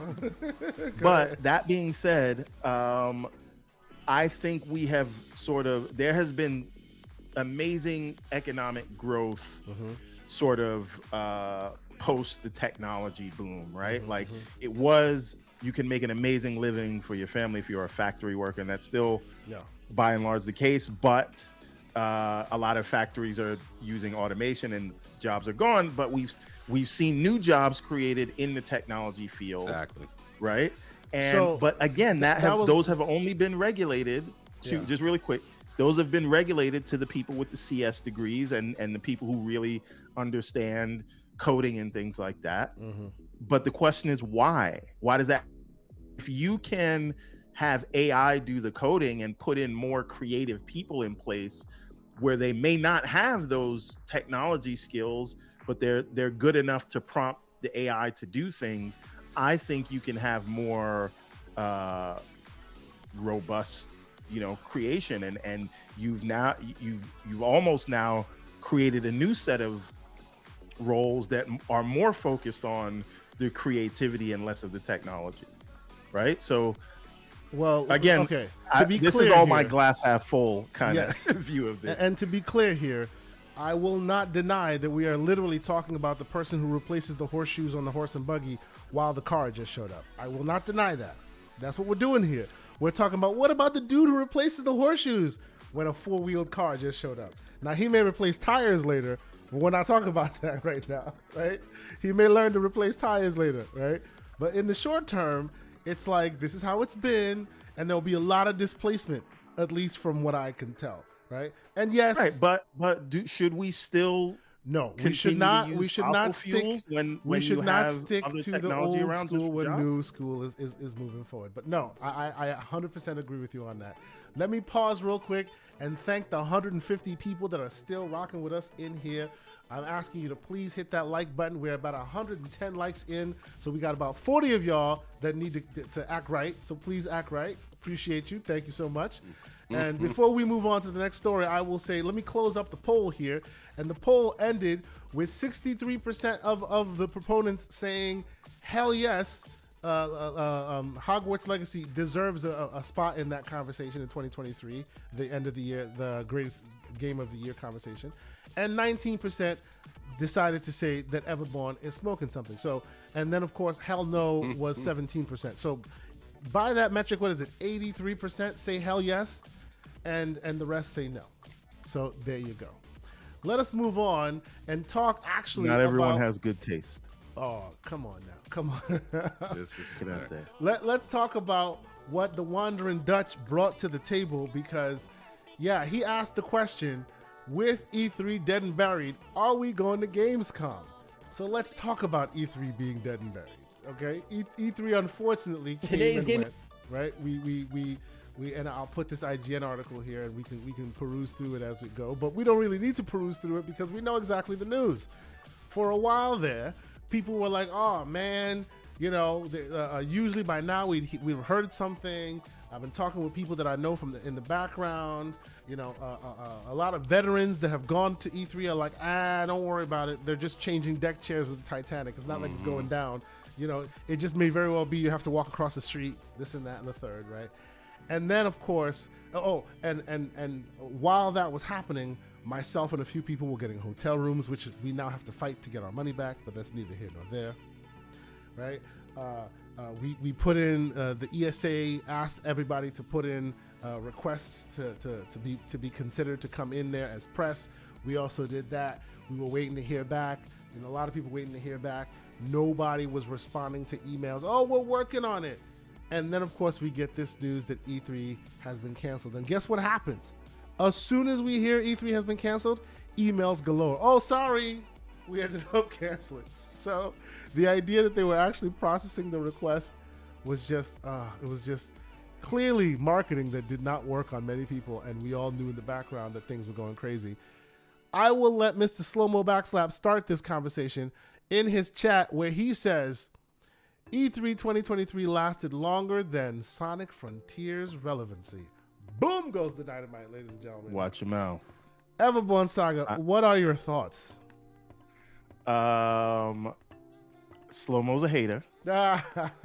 And contrary to this April Fool's Day joke, Sonic is alive and well, bro, and not has talking about outlived Sonic. E3. True, he has outlived E3, but we're not talking about Sonic. We're talking about not dead yet. Gamers Christmas is gone. Gamers Super Bowl is gone. Like, it's gone right now. Are you sad about that, or are you just like, it is what it is? I mean, I don't like. I think there should be a place where we should all sort of meet up. But I think between GDC and Gamescom and the Keeleys and the Summer Game Showcase, I think all these things are covered, right? And because, like, most of us, right, don't go to these things. And I've never been to an E3, and it's something that it was on my bucket list, and now that's gone, right? That being said, most people don't go to these things, and it's only recently that they started letting the public people in. Absolutely come. So if it wasn't working, and even when it was a thing, most people would just watch the individual showcases. Like, you wanted to see Nintendo's showcase, you wanted to see Sony's showcase, you wanted to see Xbox's showcase, and when Sega was there, you wanted to see that showcase, and you watch those in separate YouTube videos anyway. So your experience really is not going to change. It's just the idea of it being gone. Actually, now everybody's kind of. Actually, what I will say though, is back in the day, and this was peak E3, and I think I see Jason B in the chat saying E3 at its peak was unmatched. I agree. I will say, back in the day, and this was a simpler time, right? You'd put on IGN or something, because back then they weren't all being troglodytes when it came to journalism. They were actually, at least seemingly they were calling it down the middle, right? And they would really like put it all on display. You would leave it on one channel. You tell the kids not to bother you. The wife, I don't exist for the weekend. And you just be on that one channel, and it'd be one show after another show after another show. And then after the show, because I know you were watching a lot of the showcases, after the show, a lot of news would come out from people on the show floor, literally hands-on games, talk about accessories, talk about this, seeing new things. It was a big deal. It was a lot of events, in addition to the initial keynotes that were there, right? And that's what's seemingly missed here, right? That's what's, and don't get me wrong, Everborn, like, I will tell you point blank, I know from a business perspective, it is absolutely warranted that this is where we are with it. They were going downhill before the pandemic escalated things. There have been news stories that come out constantly about how ridiculous the ESA was charging for simple things, right? Microsoft and the rest of them can bring in their own resources, but they weren't allowed to do so. You had to buy it from the ESA, and it would be like 3 times the price, exorbitant, crazy pricing, right? So put all that in the stew, and then COVID hits and forces you, the platform, to go out on your own, and you realize, oh, I can do this more cost effectively and cheaper, and people still get me. Hell no, I'm not going back. All that makes sense. Right? I think I'm totally fine with, Sony and Microsoft and Nintendo doing their own summer showcases, and I guess Sony kind of feels like they didn't have to do it, but I think that has to do with the Activision stuff. Well, and by the way, we'll talk about that real quick. There's been news about that as recently as yesterday, but they stopped E3 association long before it was. But I'm saying, but they still had their own individual showcase, right? Yeah. And I'm saying that's ultimately what most people are going to watch. So what I'm getting at is, I think that ReedPop should make their own sort of video game con that, where a lot of the smaller developers go, and you leave the big, platform holders to do their own shows around that time. And, I think it should be like a solely fan event, and then you can have booths. Isn't that like PAX then, which is what people do? It is like PAX, yes. It's kind of derivative though, then at that point, right? Whereas this was very game focused. There can be shows all the time, like, I personally, I'd like one in New York, but that's a little biased of me. But I like, to me, this is a so what. I think that they have been replaced by the individual shows of the platform holders, and then the broader shows. You have Indie Game Showcase coming up from Wandering Dutch. Yeah. You have the Game Awards, if you want to see a bunch of trailers and weird musical renditions, and you have the Summer Game Showcase, and you have PAX for the in-person stuff. So what would be great is if Xbox did in-person events for all these studios that they're gonna have under their wing, because I think they have enough now to do that, and that's something that fans could go to every year. But I think we saw this a while back. We saw it coming. Yeah, I guess we're just a bunch of gray beards how here. many times do we have to skip E3 before we say, like, I've already mourned it, right? So this means nothing to me. Sure. How about you there, Lo? I'm calling you Lo. Ham Solo. Lord. Yeah, right. What are your thoughts? Dude, I know, sound like like me, I'm you body- want no. Stop it. Don't do that. I know, like me, you were excited to go. You know, how you feeling right now with it being in the rear view, as it were, and while this Verge article saying E3 isn't coming back. Go ahead. Man, I feel like I'm playing GTA Vice City and the song "Video Killed the Radio Star." Yes, It's that's kinda what's happened playing in here. my head Yes. right now. YouTube killed the E3 show. You know, Pretty much. And that's I'm what just happened. thinking, oh man. So we talked about this on my show yesterday, Asante, and it was just like I was really excited to go to this.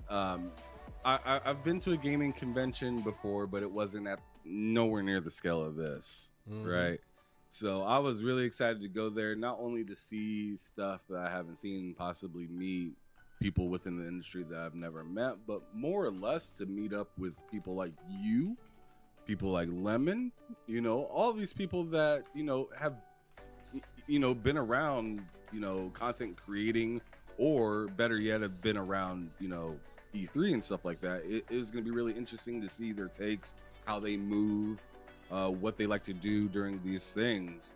I was ready to, you know, buckle up my seat and you know, and take a ride, but unfortunately it got canceled. And I was one of those people, even on my own channel, where I was just like, yo, yeah, I understand Ubisoft's not coming, but it's still gonna happen.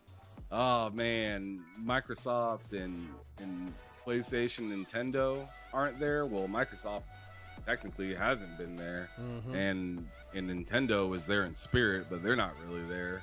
And PlayStation is just not even coming. They tell you that straight up.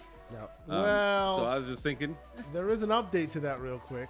While we're having that conversation, bam, they are reportedly having a show at the same time this year during E3, right? And this was pointed out by the man himself, Mr. Jeffrey Grubb, telling us that during that time of the showcase, and actually it'll most likely be before the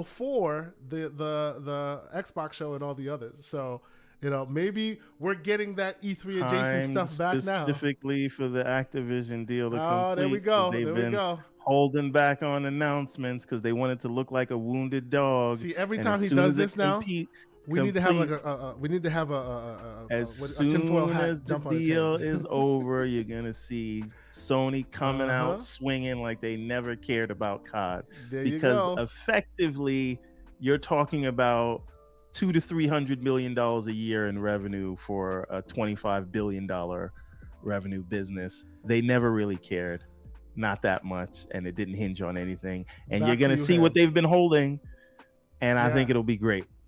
Back to you, Ham. What do you think? So they are coming up with a show now, but as we talked about, it's probably going to be another, you know, another digital showcase that we are now getting used to. What do you think?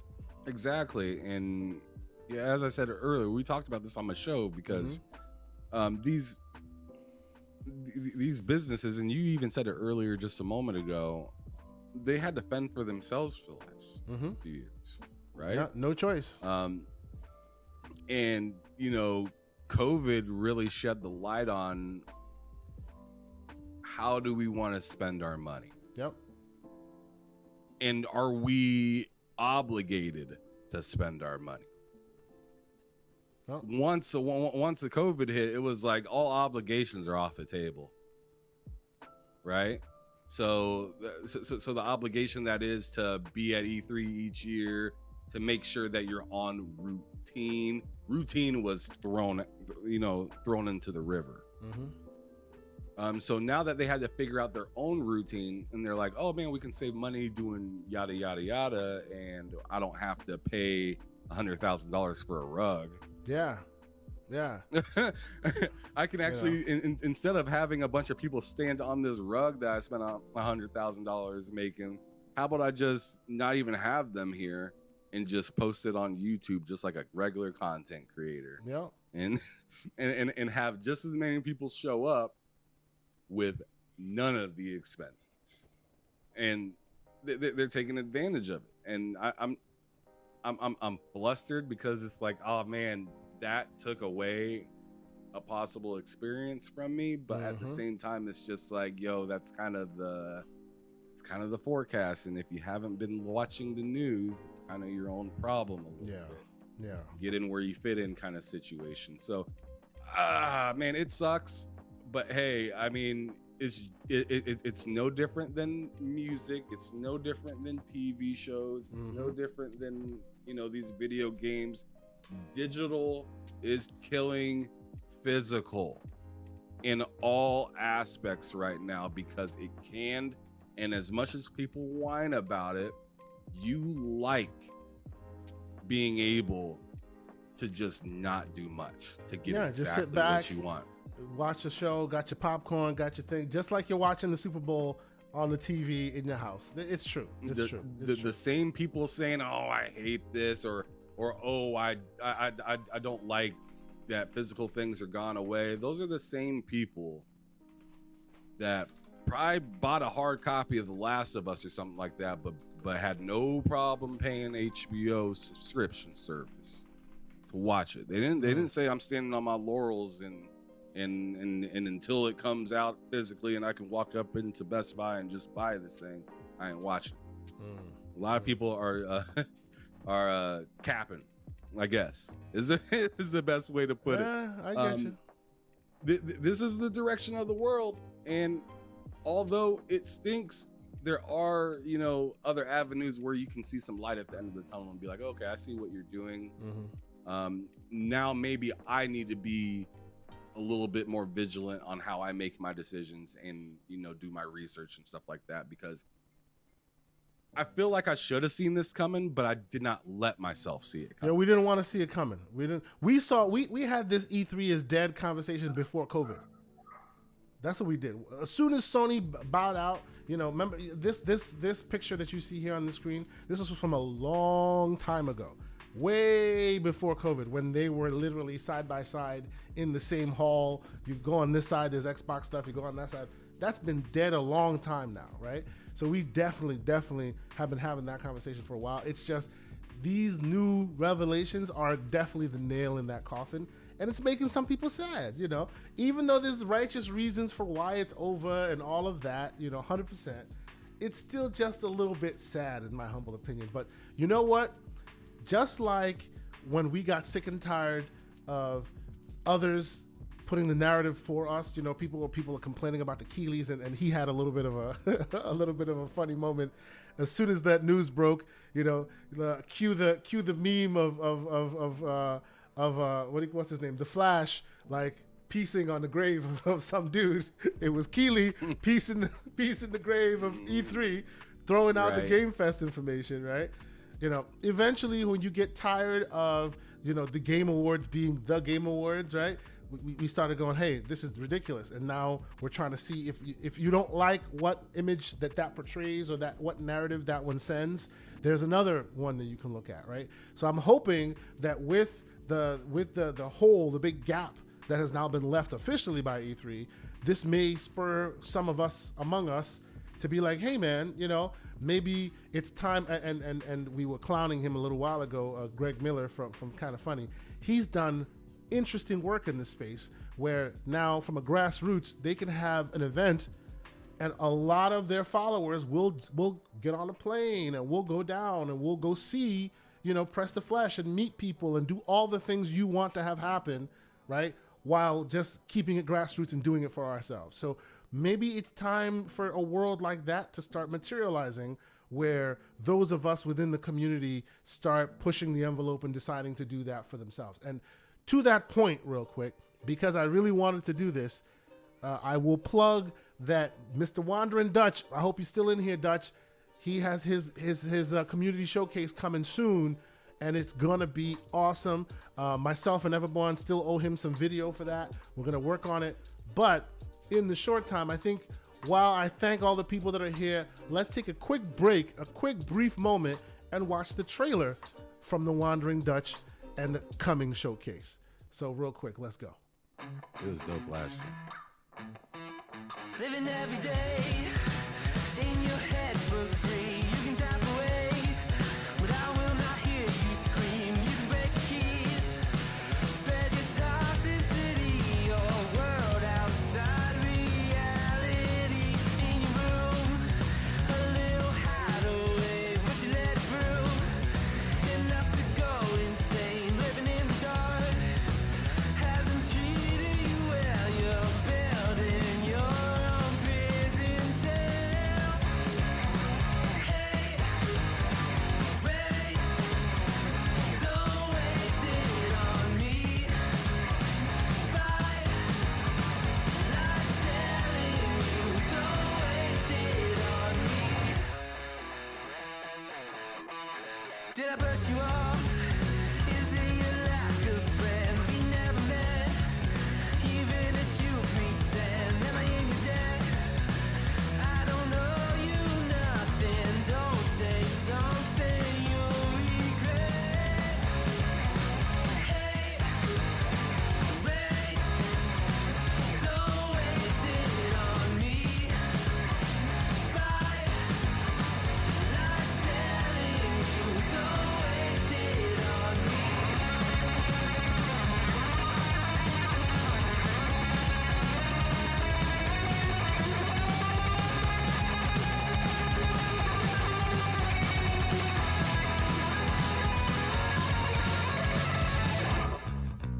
Hate, rage, don't waste it on me. Spite, lies telling you, don't waste it on me. Wait, don't waste it on me. Spite, lies telling you, don't waste it. I'm telling you, don't waste it. Lies telling you, don't waste it on me. Epic. All right. So, ladies and gentlemen, that was the trailer for the Indie Showcase, the Community Indie Showcase for 2023. The man will have two Indie Showcases this year. So if you have not subscribed to the channel, you definitely need to do so. Let me put the trailer review in the chat here. I want you all to go on there. I want you to subscribe to the channel. You know, he's doing great work. And if we don't like that E3 is going away, and we don't like that you know, some of the showcases and stuff that come out aren't necessarily like, you know, promoting us or promoting what we want to see, maybe it's time we start, you know, pushing those of us who are pushing the envelope and trying to get better and trying to do better things. And maybe we'll do some live events too. You never know. Maybe one day the excitement of that E3 feeling that we miss can be fulfilled by somebody like the Wandering Dutch going out into the community and possibly doing that as well. So I think it is awesome that he is doing this, and I want to make sure I promote it as much as I can. And I hope you guys will come and check it out when it goes live. So yes, we shall move forward. I think Mr. EverbornSaga stepped away for just a moment. So let me turn your attention there, Ham, to another very interesting thing, and this is all, you know, within the gaming sphere. Before we, you know, I know folks want to talk about the ABK stuff, and we'll get into that because I know, you know, that there's some very interesting information that's coming out of that in that respect. But I wanted to kind of talk a little bit about this whole PlayStation Plus thing that happened, and people, you know, there was a lot of, you know, excitement at the beginning of all of this, right? And you know, I've already said it on this show that I was not going to pre-order. I had it pre-ordered and then I canceled it. And the reason I did so is because literally the day before its scheduled release, you could still pre-order it and it would still show up the day of the day it came out, which told me the numbers were soft, right? And you know, who am I to say, oh, what does that mean for me? It just means that to me it means, hey, if I wait, I'll get a better deal on it. And it looks like that's what's happening right now, right? Mm-hmm. Now, you and I had a little back and forth on Twitter where you were like, hey, they should make this thing available on PC if they wanted to go further. And I was throwing some conspiracy theories at you there. Let's start at the top. Are you a VR dude? What is your experience with VR? You know, all are welcome here. People know I'm the VR guy. I love VR. But if you're not, if you are, what level of VR-ness are you, sir? I am Oculus. Just Quest 2. Okay. regular Quest 2. Okay. Okay. Yeah. And what has been your experience? Are you, is it, you know, you tried it, no big deal, or are you a proponent of it? Where are you at with it? I think it's fantastic, but it's not like gonna pull me away from my regular gaming habits. Okay. Okay. It's not it's not there yet for me. Mm-hmm. I do VR in more of a relaxed setting, so I like to do it like when I'm sitting down. Mm-hmm. The games that I played were like Star Wars Squadron.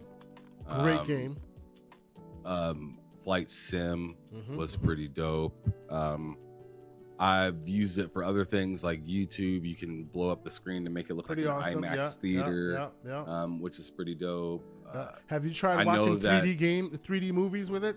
Life-changing experience. It's amazing. See, I tried to watch some 3D things and the quality just wasn't good enough Okay. on that. Yeah. Your on source, that headset. your source has to be really good, and the headset has to be also very good. Otherwise, there's a lot of distortion. I hear you. Okay. Right, exactly. Okay. And keep in mind I was using it wireless, so like, Okay, that also adds to the equation. Yeah. Absolutely. Okay. absolutely. So Yeah.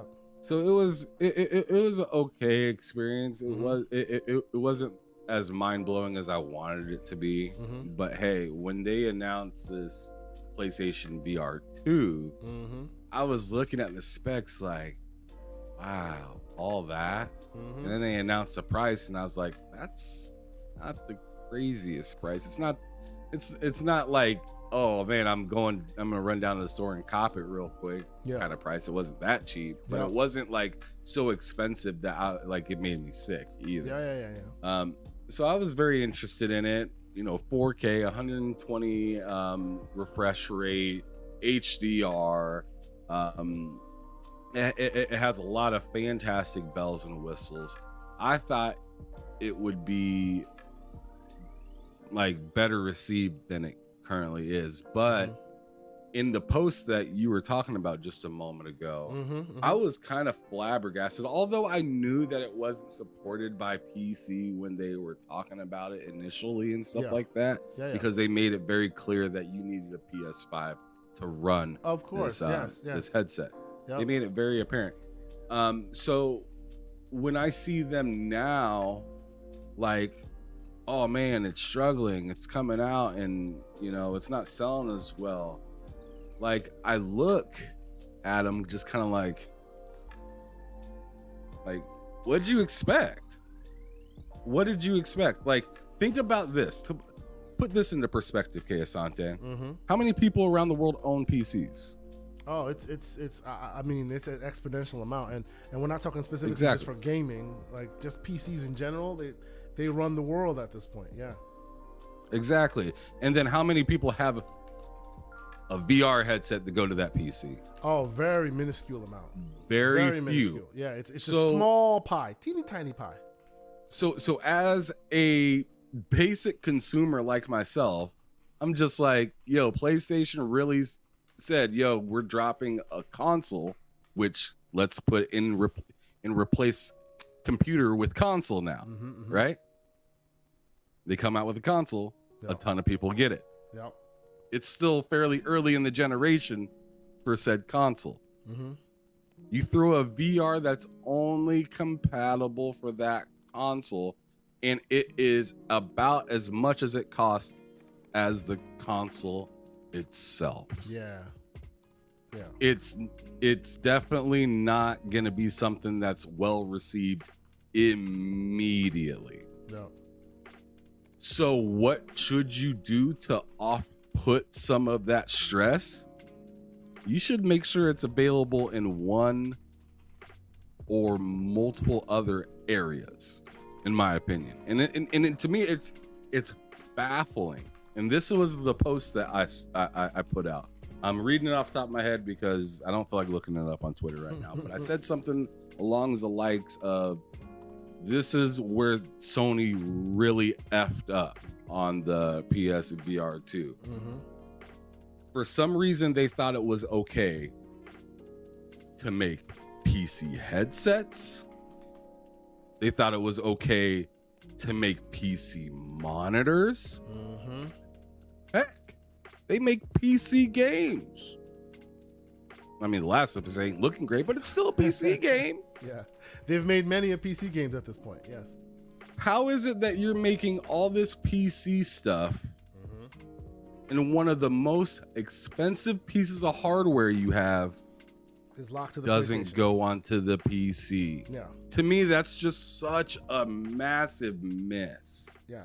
Well, It's such a miss. Now let's speak on that a bit. And you're right. You're absolutely right. But my conspiracy theory that I said to you, right, and I will say that to the public now, and I used this analogy before, and I'll use it again. Remember the plates, the side plates of the PlayStation. It came out. People were like, "Oh, these plates can Debrand. be edited. Oh, this is great. Debrand all of them." I even have the black debrand plates on mine right now. They look better. Yes, they do. And in certain cases, they even let airflow like work better and all that, right? What did PlayStation do? They put the kibosh on it right away. What happened? 15 minutes later, they're selling their own colors. They're selling their own custom ones, right? They had plans, and they didn't want third parties to ruin said plans, right? Now you can still buy third parties, but theirs is front and center to show you, oh, we sell different plates, right? Last on PSVR 1, there was USB connected. The port for the PSVR was unencrypted. Anybody could create drivers for it, and people did. Now, let me be clear. If you use the PSVR 1, now remember, when Everborn was talking about the whole AI and games thing, I said he's speaking to it from a self-serving perspective because he's making a game. This I'm speaking to from a self-serving perspective because I play high-end VR. If you use PSVR 1 or the Gear VR as your barometer of whether VR is good, you got the worst experience possible. Because specifically with VR and your eyes and the vomiting and the tricking of the mind, you get what you pay for. The whole idea of, oh, you know, it's 60 frames and then one drops, right? People use that on Digital Foundry and all that to make hay of, oh, this is better than that. In VR, that means blah, vomit all over the place. That means it makes you nauseous. You need the highest tier, like available hardware to you as much as possible because it keeps the tricking of the hand and eye active. It keeps it accurate. The minute your hardware fails you, you're nauseous. So if you use the PSVR 1 and you go, oh, well, that was VR and it's nothing for me. Yeah, you got the worst experience. And to me, that's not real VR. You know, put on one of the greatest headsets, like a really good headset backed with a monster PC, and then tell me you don't like it. Then you know you don't like it because that's the best experience you can get. And in VR, you need that, right? But I say all that to say, the PSVR 1 had no encrypted ports, meaning anybody could just plug it into their PC, they could figure it out, and boom, many people did, right? PSVR 2 has a USB-C port, which is perfect for PC integration. Perfect for PC integration. What did PlayStation do? They encrypted the port, meaning only they can make drivers for it. You have to decrypt it before you're able to do so. What does that tell me? We already hear a lot of rumors. You see PlayStation dropping a lot of stuff on PC. Right now, they're dropping into the Steam store. They're dropping into the Epic Games store. All things that require them to pay a fee to be able to play in the PC world. The rumors are abound that Naughty they're Dog starting. just came outside and said they were gonna. That's right. I mean, they were talking about mouse and keyboard and all that stuff. The whole deal. Rumors are abound that right now that they're looking into either buying a PC storefront or making their own. Right. I foresee, and Mr. EverbornSaga, I'm not sure if you're back yet or not. I foresee a world where they get their game store, and oh, by the way, now we will give you the drivers for the PSVR, and it will run off of our game store on PC, because then that will make that device valuable exponentially overnight. Like overnight, that thing will outsell, like real quick, because the average high-end PC headset right now is about $1,000, $99.99 just for the headset, right? And the PSVR 3 I'm talking about the Quest 3 is literally around the corner, but they've already elevated their price point a little bit. And the rumor and speculation is some of the hardware that's in there won't be a huge departure from what you're used to now. It will be better, right? The lenses will be better. There's a lot of stuff that will be better, but there's a world where the Quest 3 will come out and become the new benchmark for PC. This thing on a PC can still beat the Quest 3 if they don't make better decisions on it. And it looks like so far they're sticking with what they're sticking with.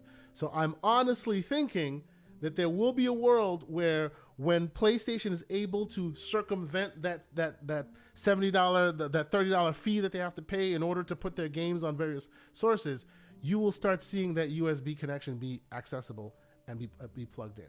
But I guess my point that you know, I may be wrong.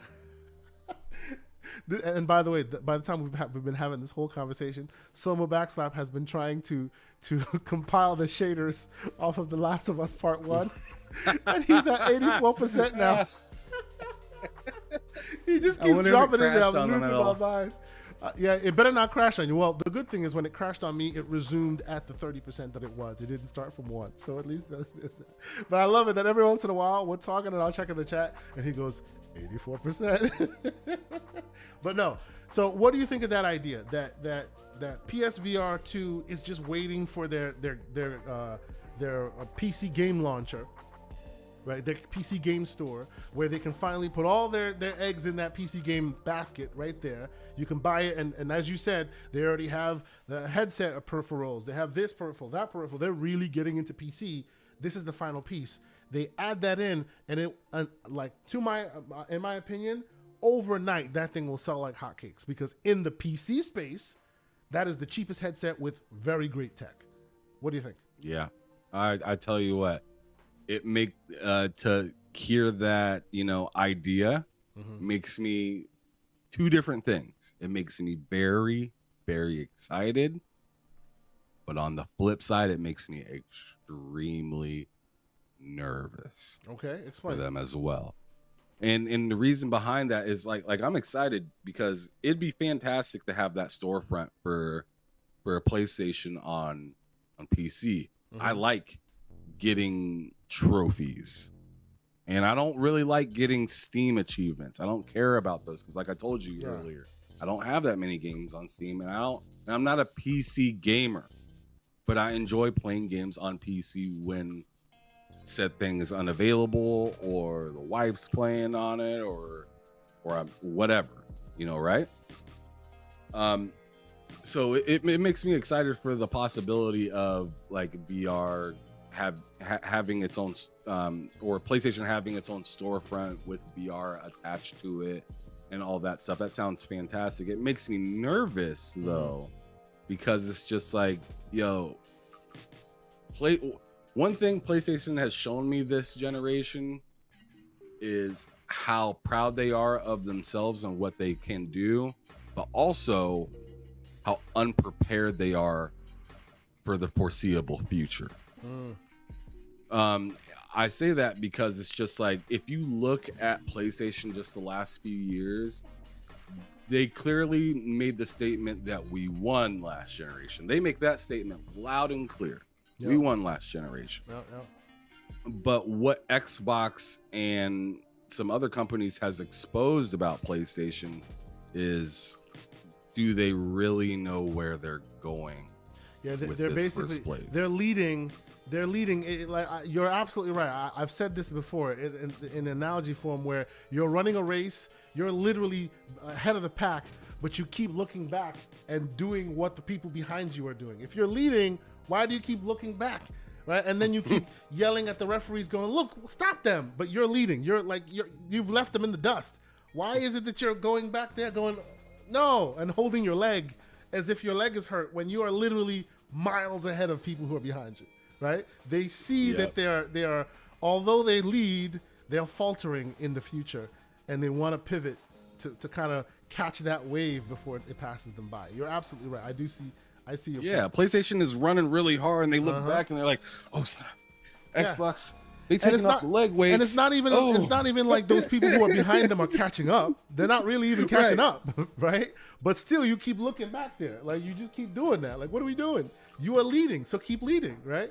So it begs the question, why do you keep looking back unless you see that what that's going on back there has the potential of, like, you're running your race and they're about to get into a spaceship and then go whoosh, right past you. Like, that's what it looks like right now. Yeah, right? yeah. The way they're moving looks very nervous. Mm-hmm. So like if we rewind back before we started talking about like PlayStation VR and whatnot, like let's remember PlayStation came out very proud, chest out. We believe in generations. Yeah. And then chest sunk a little bit and said, "Oh, I guess we'll make a backwards compatibility team." Chest sunk a little bit more, and they're like, we'll make a subscription service. Chest sunk a little bit more, and they're like, oh, let's make a rewards program. Yeah. It just keeps sinking in and sinking in, and soon it's turned into Apollo Burgess.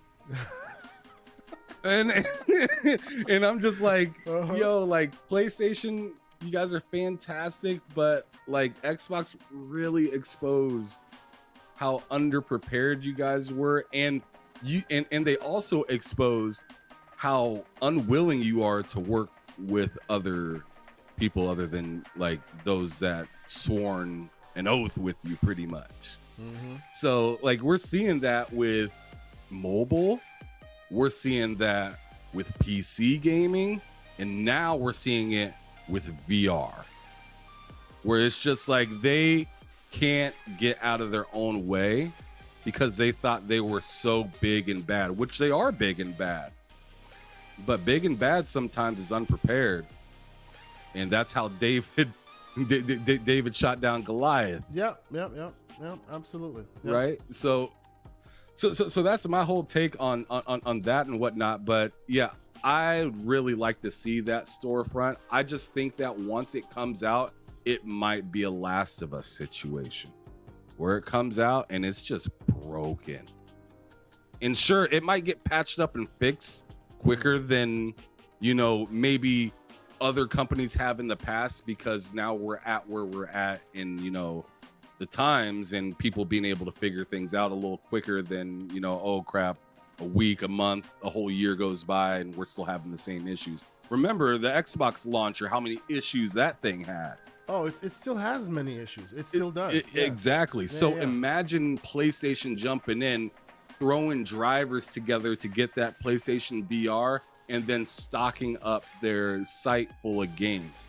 I'm seeing, in my opinion, I'm assuming there's going to be crashes upon crashes, and then possibly, hardware getting messed up and stuff like that. So I'm thinking, yo, I really want this thing.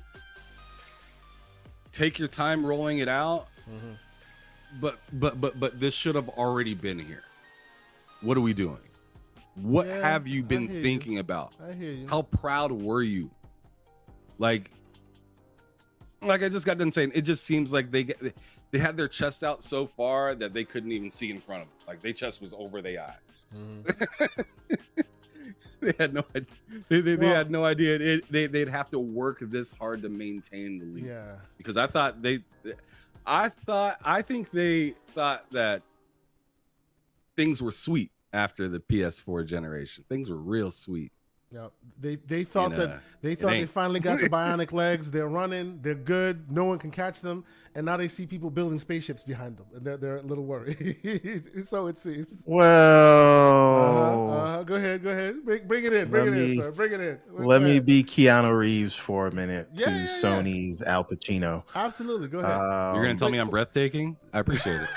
No, he's talking about The Devil's Advocate, one of the greatest movies ever made. Continue, sir. Here's the thing, right? And I say this as someone who hates VR. has not been forget about. Yes, I'm not sold on VR, and I do maybe 95% of my gaming on Xbox. Okay. Let's go. This idea that like we just have to remember that in order to catch up with just where Sony is in the market, it required spending $100 billion. True. Yes, no doubt. Right? Yeah. They are the market leaders for a reason, a righteous reason. Right. Absolutely. And they have been, and I'm not saying like they're the best, but they're one of the best in pushing the envelope visually. This PSVR headset, which I even lost this bet. I told you it wasn't going to be more than $399. I told you. And I think it was absolutely foolish that they brought it out at $5 whatever. It was just bonehead. Like, what did you expect was going to happen? Yeah. But they still are pushing, this high end sort of, closed ecosystem experience. Yep. And that's fine. So there are, yes, Microsoft, the sleeping giant, has been awakened, but I say all this to say why I had been so annoyed with Sony throughout this whole Activision process is because Sony was bold-faced lying. Sony will be fine, and they are ready to compete, and they will be good, whether they have COD or they don't. They just don't want to be forced to. They'll be fine. Yeah, absolutely. Right, but I do think they have been competing as well because they have been delivering. They've been delivering games, and I know a lot of them is like director's cuts and remakes and things like that. Between us, I played Horizon. Y'all calling it NyQuil, so Right. So my point is, they are Death Stranding. There you go. They are delivering games. They were investing in things that are paying off now, and the position that they have in the market is not. They didn't fall out of the sky and have it. They worked for it, and now Microsoft is finally trying to match them. What do you think of my conspiracy theory, Everborn? What do you think of my conspiracy theory? So Ham and I were going back and forth on Twitter a little bit, where this news, and we're talking about the PSVR 2 coming off on a bad start, which I don't need to say I told you so I'll just look like this, so you know that I told you so. But that's why I didn't buy it day one. But now, of course, the numbers are coming out. Oh my God, many reporters are saying in order to stave off a disaster, they're going to have to deeply discount or offer some incentives and blah, blah, blah to keep it. They're going to have to sell it for what they should have sold it for in the first place. That's right. They're going to have to bring it down to the prices that you were talking about. But here's my thing. Ham was like, it costs more than the PS5. Which is ridiculous. How did it make it out of the? Even though, let's be clear. People keep comparing this to PC VR. PC VR is an open platform. You can do with it what you will, right? Yeah. But when we're talking hardware to hardware, the cheapest real PC VR, and when I say real, I don't mean the Quest 2 because the Quest can integrate, but it's not really meant for that, right? The real one, which is like it's made for PC usage. The cheapest ones are like $1,000. Right. Okay, but guess the what? next gen versions, $1,200. Right. Yep. Even at a price cut, it's still at that point. So you can't compare the PSVR 2 to a PC VR headset, which is connected to an open platform. Right. So when we're speaking on that, while hardware for hardware, it is justifiable, the price point. You can't tell that to a console player who is expecting a closed ecosystem that lives and dies whether or not you support it or not, that it's justifiable and move forward. What do you think? So here's the thing. The sales are less than 1% of the install base of PlayStation 5. Yep. Right? But again, it just launched a couple of weeks ago, so fine. And VR is very niche. Very, very niche. They keep trying to make Fetch a thing. Fetch is not a thing. What's if you're familiar with Mean Girls. Yeah. Okay. So I love that movie, but I have no idea the context. Just look up "Stop trying to make Fetch happen." It's not going to happen. Okay. Google it. You'll remember it immediately. Okay. So I think that these numbers would have been greatly increased if they had a developer option that would allow you to open it up and let PC players use it. Well, here's my point. Here's my conspiracy on that, right? Ham and I were talking about it. He's asking, why was this not open to PC? I said this. The PC VR 1, the PSVR 1, no encrypted hardware, no encrypted port.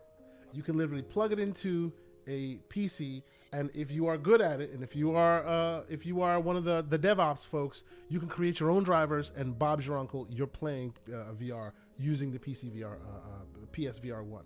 Hardware was butt. Let's be real. If that was your barometer for your first experience on VR, that's why you don't like it. It was crap, right? This one is a USB-C connector.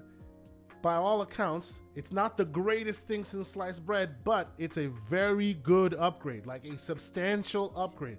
Even in the world of PC VR, it's a substantial upgrade that the Quest 3 may match. Not supersede, but may match, which means this thing is out here and it's doing good work. That port, USB-C, it's encrypted. Just like when they started telling you that those plates on the PSVR, the PS5 couldn't be done and were giving you cease and desist orders. What did they do? They started selling their own. My conspiracy theory is as soon as you see that storefront, you will see drivers for this thing and it will be running on their launcher. You mean the PlayStation PC storefront? Yes, sir. You will see that because it's ripe for creation. The developer who actually created the first drivers for the PSVR 1 has come out and started talking about playing with it, and you can see it when you plug it in, but they've made it so that only PlayStation can unlock it and make it useful the way it wants. Okay, but even if there is a store, will you be able to use it with other without having to do once you like create weird drivers? Well, like that we're talking PC, man. PC weird hacks is part of the game. No, but see, this is what I'm talking about, right? Wait a minute. Let me finish my point. Once you create drivers and you plug it in and the PC recognizes it, that opens the door to a lot of things. You can't create drivers, have the PC recognize it, and then it can only be used on that one store, right? They may not go out of their way and make it useful everywhere, right? Because that's PlayStation. They just won't. But the minute you have official drivers that plug in that make it work, yeah, once the PC can detect, oh yeah, that's a VR headset, it's open season. Things can be done.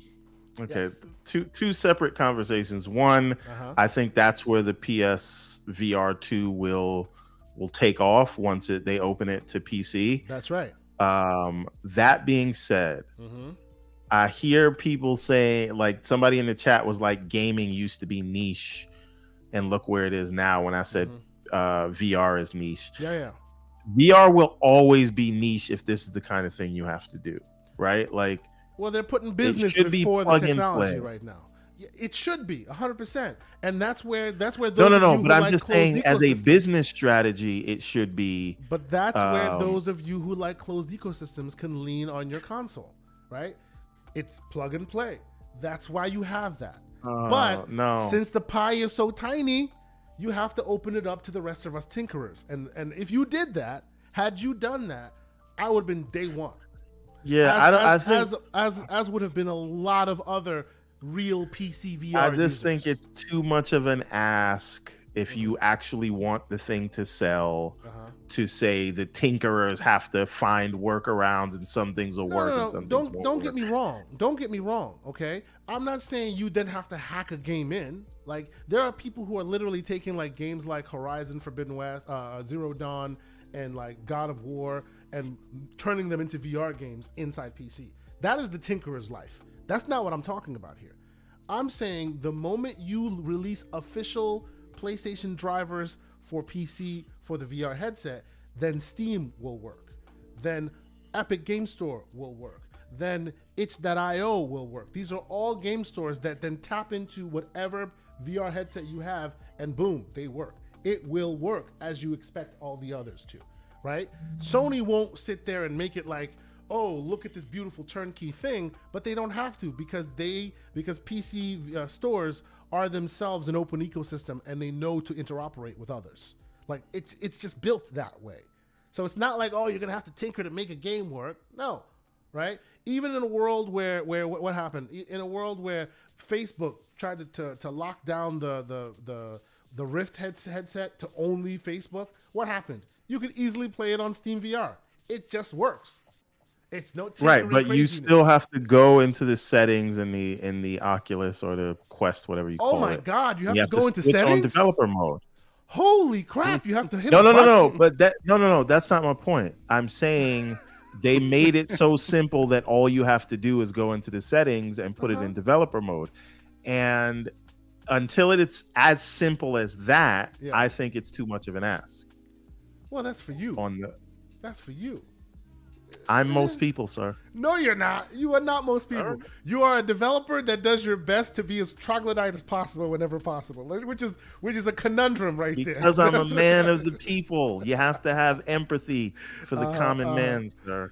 So I think, to move on from the VR point, and I'll get this last super chat before we do. You notice I left as soon as you started talking about VR. I see what you did there. Just like Hogwarts, you're avoiding it. You're doing this dodge thing. I get it. See, before we get off this VR point, I think that this is why I waited. This is why I thought it was advantageous to advocate that others wait. You know, you are not creating the industry. The industry should create itself. If they should be offering you a compelling product.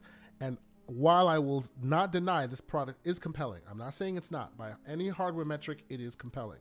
But the price point was not, especially for what you were getting in a closed ecosystem with first off, a closed ecosystem, and secondly, with launch games that are 95% on other platforms, right? 95% of those games are on other platforms, right? And the two games that are exclusively on the PlayStation VR 2, one was an elaborate phone home. That's what I call the Mountain, because it's beautiful looking, but it's The Climb, the game. If you've ever played The Climb, that's literally what it is. They should have spent more time working on that game, right? And the other game being GT7, which is by all accounts excellent. That's all you got. Everything else is elsewhere and looks better elsewhere, right? People talk about the Moss Book 1, Book 2, plays better here, right? Yes, you have rumble on your head and all that. I don't need my head shaking while I'm playing the game. That to me is not an additive feature, right? The graphics are what I care about. And on PC, you will always shine brighter than on a console because it's profiled to lock it into whatever it can do. But before we move on, please, ladies and gentlemen, I see y'all in the chat. Many of you may agree with me. Some of you may tell me I'm ridiculous. Please go ahead and do that. I appreciate it. I appreciate y'all. I will say thank you to Gerald Mack for another $5 super chat and saying, at what point will I be able to gift memberships to this channel? You're growing inevitably. Oh, thank you, brother. I appreciate you, man. We're still talking about members and joining and all that. Like, real quick, the reason why you don't see a join button on our show right now is because I feel like in order for me to enable that feature, I want to make it worth your while, right? If you're gonna support us on a monthly basis, I want to be able to offer you unique things in addition to the emojis and all of that stuff. I want to be able to offer you some interesting things that, hey, might separate you, might entice you to want to join, not just because you want to support us. You know, we're here just for fun, the community, we're talking games. That's all we're about.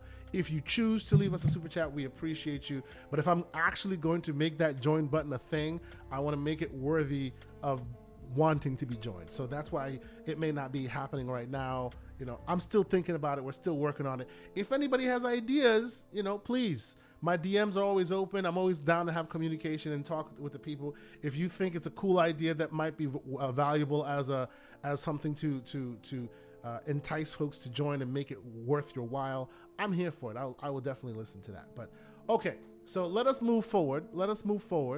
And let us start talking about some of the ABK things that happen, because I know that's what Everborn wants to talk about. I know that's what we want to talk about. We've been talking about this. We missed the most important freaking week of news last week when all this came to a head. But let me start real quick with these whole members of Congress blaming Sony for anti-competitive behavior in Japan, right?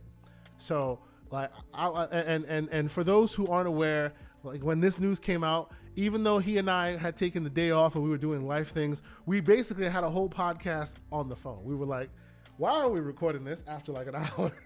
You know what I'm saying? So we really went in and had a conversation about it. I will start with the guest, Mr. Ham Solo.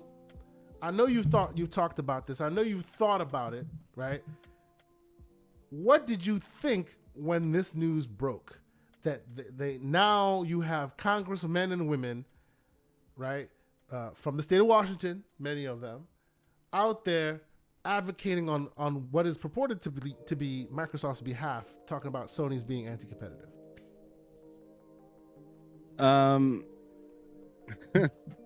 So my whole thought process on it when I seen the whole U.S. members of Congress accusing Sony,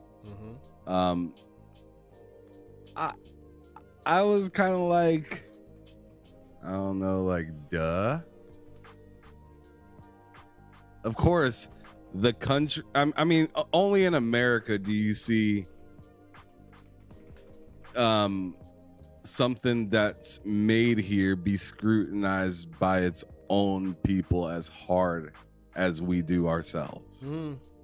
It's not like that in other countries. Some like Japan, for instance. You think they're not proud of Sony being there and taking over the world? Of course they're gonna back it. Of course they're gonna back it. China's super proud of Tencent. Of course they're gonna back it. You know what I mean? So, like I said, America's different. We, for some reason, you know, Microsoft is like in like the head honcho of the world, dang near, and we, as a country, seem like we don't like him. Yeah, true. That is true. It seems that we're quick to snipe our own, as it were, right? They want to prove that they are even keeled by taking pieces out of their own. Clearly. So, like, U.S., you know, government members or whatnot go in and look at this, and they're like, "You guys support your own stuff? That's insane."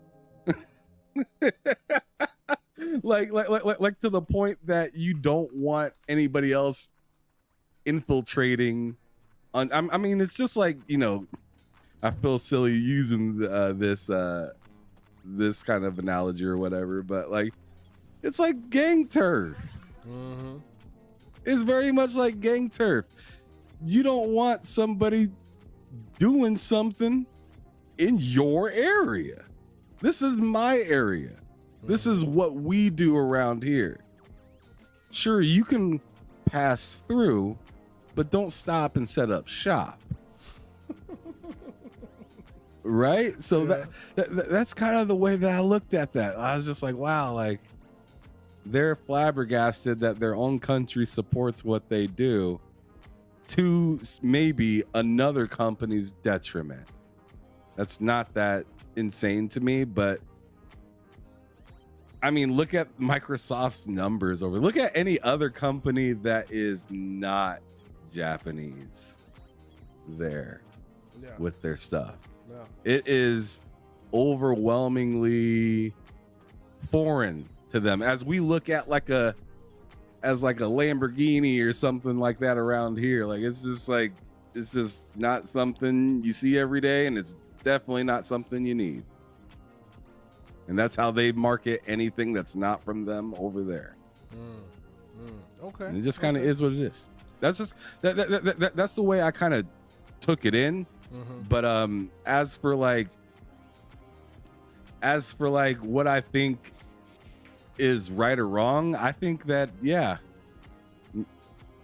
I think it's a little wrong that maybe that they do that, but I feel like it's extremely dangerous if you're allowing government officials in there, because then they're going to tell you how to do stuff, and then it's not good for anybody. I wanted to bring this in. That point you just made there, that is the interesting part of the puzzle that I was just like, because it seems like Microsoft engaged in this, right? It was part of their emergency break glass strategy, you know, to get this done. And now they are here. You know, these are the brilliant minds that accuse like phone makers. Why is it that every time I say something, all of a sudden I keep getting ads for it? Like, people who clearly have lost the thread. They are not the tip of the spear when it comes to technology. And now you're asking them to adjudicate these things that you can't put them back in the box once you open it. So it kind of made me go, are we heading down a dangerous path here, Mr. EverbornSaga? You know what I'm talking about. What was your initial view when you heard that Washington-based senators we're now kind of trying to pressure Japan about their anti-competitive behaviors. Oh, and by the way, they put the letter out on Monday, and then Tuesday, Japan goes, nothing to see here, approved. What are your thoughts? So there's several things. There's what do I think will ultimately come of this? Yep. And I believe mostly nothing. I think we got what would come from it, which is they approved it because it was a layup to approve this thing anyway. And it shouldn't have taken this long for them to review and approve it. But because it was brought up, I think that's why they did what they were ultimately going to do anyway. So I do think the timing is related, but the decision is I not. agree. The decision, it wasn't like they automatically pulled the trigger because of this letter. I completely agree on that. Yeah. But I do think they pulled the trigger, but I think the trigger was going to get pulled anyway. The trigger was pulled quicker for the purpose of this, but that decision was already made. So to just take a step back a little bit here, the U.S. and Japan are in the middle of trade negotiations, right? Yep. And this becomes brought up. And a lot of people that had no problem with the FTC and Sony categorizing this fake market, which is high-end gaming consoles, right? That's not a real thing. That's not a market that exists. It irks me every time anybody starts using that talking point because it doesn't Nintendo vies for the same time, the same eyeballs, and the same shelf space as PlayStation and Xbox because they're competing in the video game console space, and they compete by differentiating. So that idea was stupid to begin with, but when it helped people's preferred outcome, they were okay with it. Yeah, the narrative. So now they start crying when it gets used against them, right? So the fact of the matter is, a lot of people, I don't think you can blame Sony for Xbox's performance in Japan, right? A lot of, if you want to compete in that region, is you have to understand the region. And if you know Microsoft, you know they're notoriously bad at localization. You know that they, even though we've all been asking them for it, they have not pivoted towards mobile like Nintendo did, which is why Nintendo's actually the number one over there, because they're looking at what the market is, and hopefully the Activision deal will help with that. And if you are not selling, and we know how the last generation went, right? So they historically do not have a large market presence, and so people are going to make games on.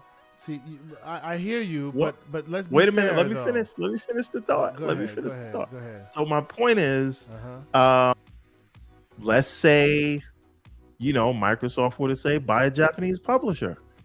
Maybe this wouldn't be what it was. So they have not invested. Well, but no. See, that's the thing. In the last few years in that region, you're completely like, while all those points are valid, right?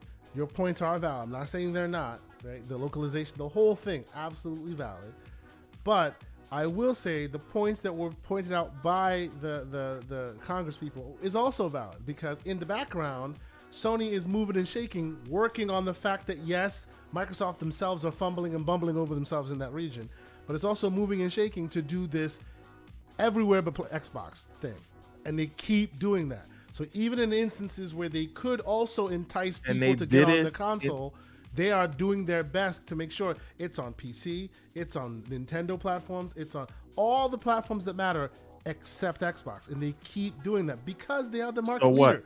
They are foreclosing on their rival. So what? So what? That's was so business. What back in the day? They were doing it in the US, and you know what Microsoft did? They bought Bethesda and they bought Activision. If you want to compete in the region, don't blame Sony for that. Go buy a Japanese publisher so that you have content. They can't take it away from you. Is this one of those self-serving arguments again? No, listen. If I was being petty, Saga, you see it too. If I was being petty, I would say they should buy Square.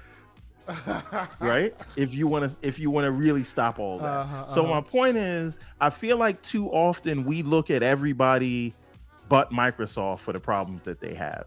No, I get And- it. I'm not saying that they don't deserve some smoke. So I completely do. if Japan is a priority for Xbox to compete, Yeah. put your money where your mouth is. And by the way, They let's did it real for quick in the to the chat. tune of 70 billion for Activision. In the chat, they're saying, you know, Do it they in thought, Japan. They thought it was a problem to buy Japanese companies. Yes, Pragmatic Eagle, you're absolutely right. That is a myth. And the number one way to see that is Bethesda. ZeniMax, a small rendition of what Microsoft can do. They were able to get Tango Gameworks in Japan. So why can't Microsoft, right? And by virtue of Microsoft buying ZeniMax, they now own Tango, right? So at some point, ZeniMax had to go and buy Tango, and they were able to do that. And they're an American company. So the idea that small scale company can purchase Japanese studios, but a company the size of Microsoft cannot, a company that is the richest company, not in America, but in the world, seconded only by Apple, that's a ridiculous idea that they can't do it. So yes, absolutely a myth. But I guess the point I'm making, go ahead, man. I like something that Chris Coleman said in the chat like 5-10 minutes ago. He said, Apple proves if you're high quality enough, then people don't really care if it's not Japanese. Yeah, and you have to bring an undeniable product. Yes, exactly. I mean, come on now. I think that goes without saying. I mean, everyone's like up in arms about the whole Square Enix thing with Final Fantasy, with black characters and whatnot. But what's undeniable that was like black in Japan that just got love no matter what. You had Michael Jackson, you have Michael Jordan. They were undeniable. Now you have like LeBron James and stuff like that. Well, but you have to have something. Here's the problem with your take, though. Although I agree with you, right? Although I agree with you, what they're servicing, what they're offering, is a platform for games to shine. And as undeniable as the hardware for the Xbox may or may not be, that's open to interpretation. If your rival does everything in their power as the market leader to stop the games you want to be on the platform you want, it doesn't matter how great the hardware is. It doesn't matter how good of an offering you give it. The games that you want to play don't show up there, so you won't buy it, right? It's not that the product itself is undeniable. It should be a platform that allows for undeniable games to thrive.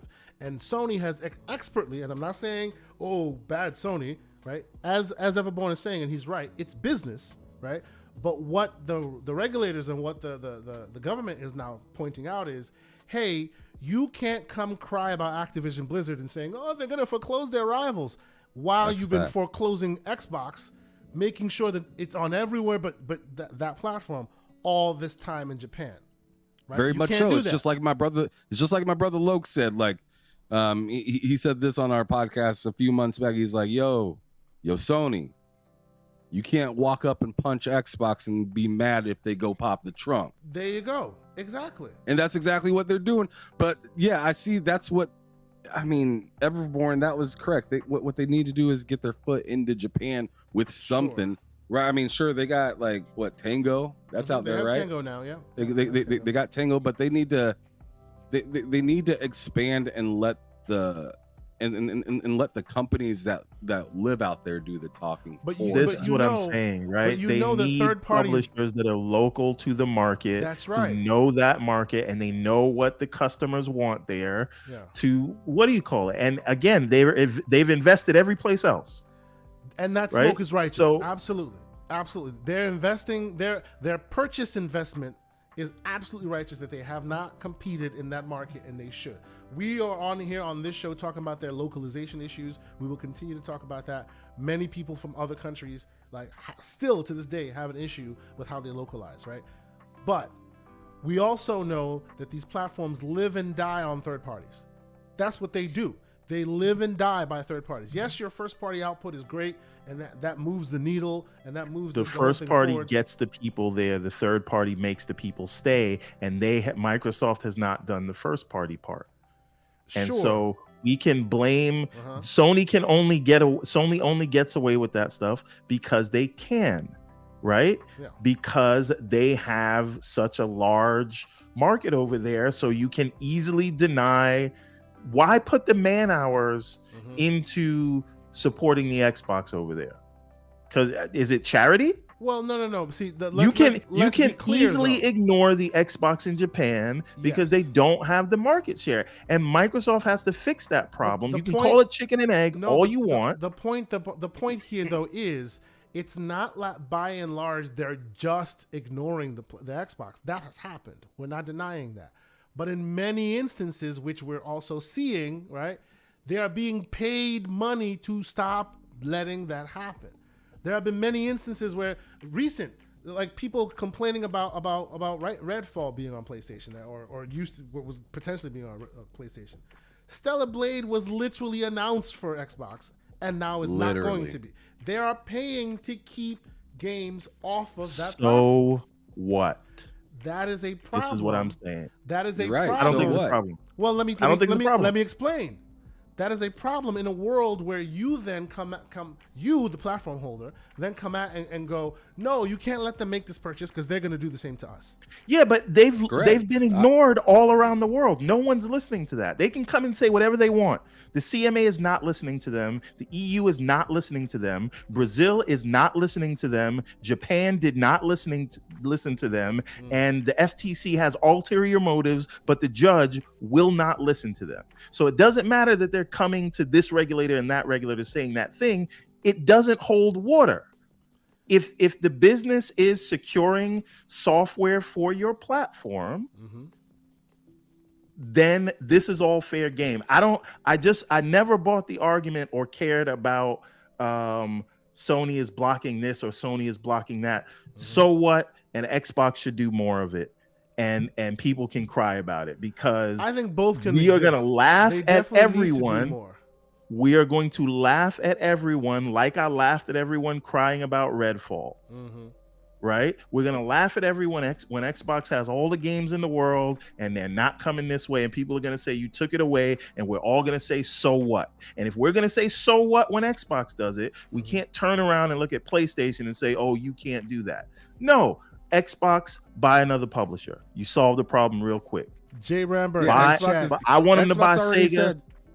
They already said they're not done with this yet. What Xbox is saying to me, as like we see, what they're saying is that they see how Sony's playing this game, and they pretty much said, "Yo, we're not done yet because we know Sony's not going to stop doing these exclusive deals. So we're not going to stop buying these publishers until they figure it out." You took COD away from them. Now take Final Fantasy. Buy Square if you want. Oh, dang. Jay Rambert in the chat with a $2 smoke. super chat saying, hit that like button. Thank you, sir. Follow Jay Rambert's example. Please go ahead and hit that like button. We appreciate you, sir. Man, So- Everborn looked like he ready for some murder. He wants some smoke. Yes. He wants to drink I the want tears. all the smoke. And He needs the tears. I'm not gonna sit here and feel sorry for myself. No, go on the offensive. Don't blame them for your problems, Xbox. Well, here's my question. Here's my happen. particular question for bringing this up. Is this going to ultimately find us in a world where, with all due respect, which everybody knows when you say with all due respect, you're about to disrespect somebody, these know-nothings will now have an outsized influence in the gaming space about what is and isn't fair game as far as game purchases and exclusive deals and all that. When you're bringing regulatory and government bodies to bear and bringing their eyes, and basically this is, I mean, you tell me if I'm wrong here, this is Microsoft weaponizing the government in their favor because they got sick and tired of it being done to them. Will this ultimately be something that we end up regretting because now it screws the pooch elsewhere because they won't shut up? I think that remains to be seen. I think, I think 10 House representatives signed this thing. I think. I don't think this was the Senate. I think this was the House. Yeah. 6 of them were from Washington, which is Microsoft's home state. Which is eyebrow raising indeed. Yes. And Microsoft is the largest employer in the state of Washington. Yep. So they are there to represent their constituents. If their constituents are saying to them, hey, why is this foreign company bullying us around, then they're going to go and say something. But I don't know if this goes further than the trade agreement that they are negotiating. So I don't know if this turns into after this whole thing other... ends, they're done. After the $40 billion that's being moving and shaken, after regulatory bodies are sniffing around, after Sony's being forced to provide documents, like you think? Yeah, but they're in a case right now. I don't think so. Okay. I think what happened to Sony after we found out that they were charging the asshole tax, right, for crossplay? Nothing. So okay. Listen, Sony messed up. And a lot of people don't want to admit that because they have trouble admitting fault for Sony, right? They pushed too hard, and now they're going to get less in their negotiations on COD. And like I said, I recommend Microsoft not to take the foot off the gas and take another publishing partner that they rely on heavily. And let's show people how much people really care about the Sony's style of game, and let's see if Sony can hang with these 12 service games that they made. Yeah. And let Sony compete on these new terms. But I haven't seen anything yet that says this is going to turn around to bite Sony, other than if Sony tries to make a big purchase. But I'm of the mind that Sony wasn't going to make a big purchase anyway. They don't have, they don't have Take-Two money? It's not about taking Take-Two money. You can borrow that, but their acquisition fund is about $5 billion, and they're not. I don't think that they are gonna borrow money to go and buy something like a Take-Two. And with the arguments that they've given, could they really do it with their position in the market? Because again, regulators will throw their own words back at them. Now, so I think they've hurt themselves in that way. But I don't think there's going to be regulatory action against them. Is dropping a $5 super chat and pushing back on a little bit of what you're saying between the Apple and Epic lawsuit and the ABK deal, the government is now looking into every high-tech deal, not just gaming. So there may be some ramifications in his estimation about all that's going down now. What do you think? So let me ask you a question, right? And by the way, thank you so much for the super chat, sir.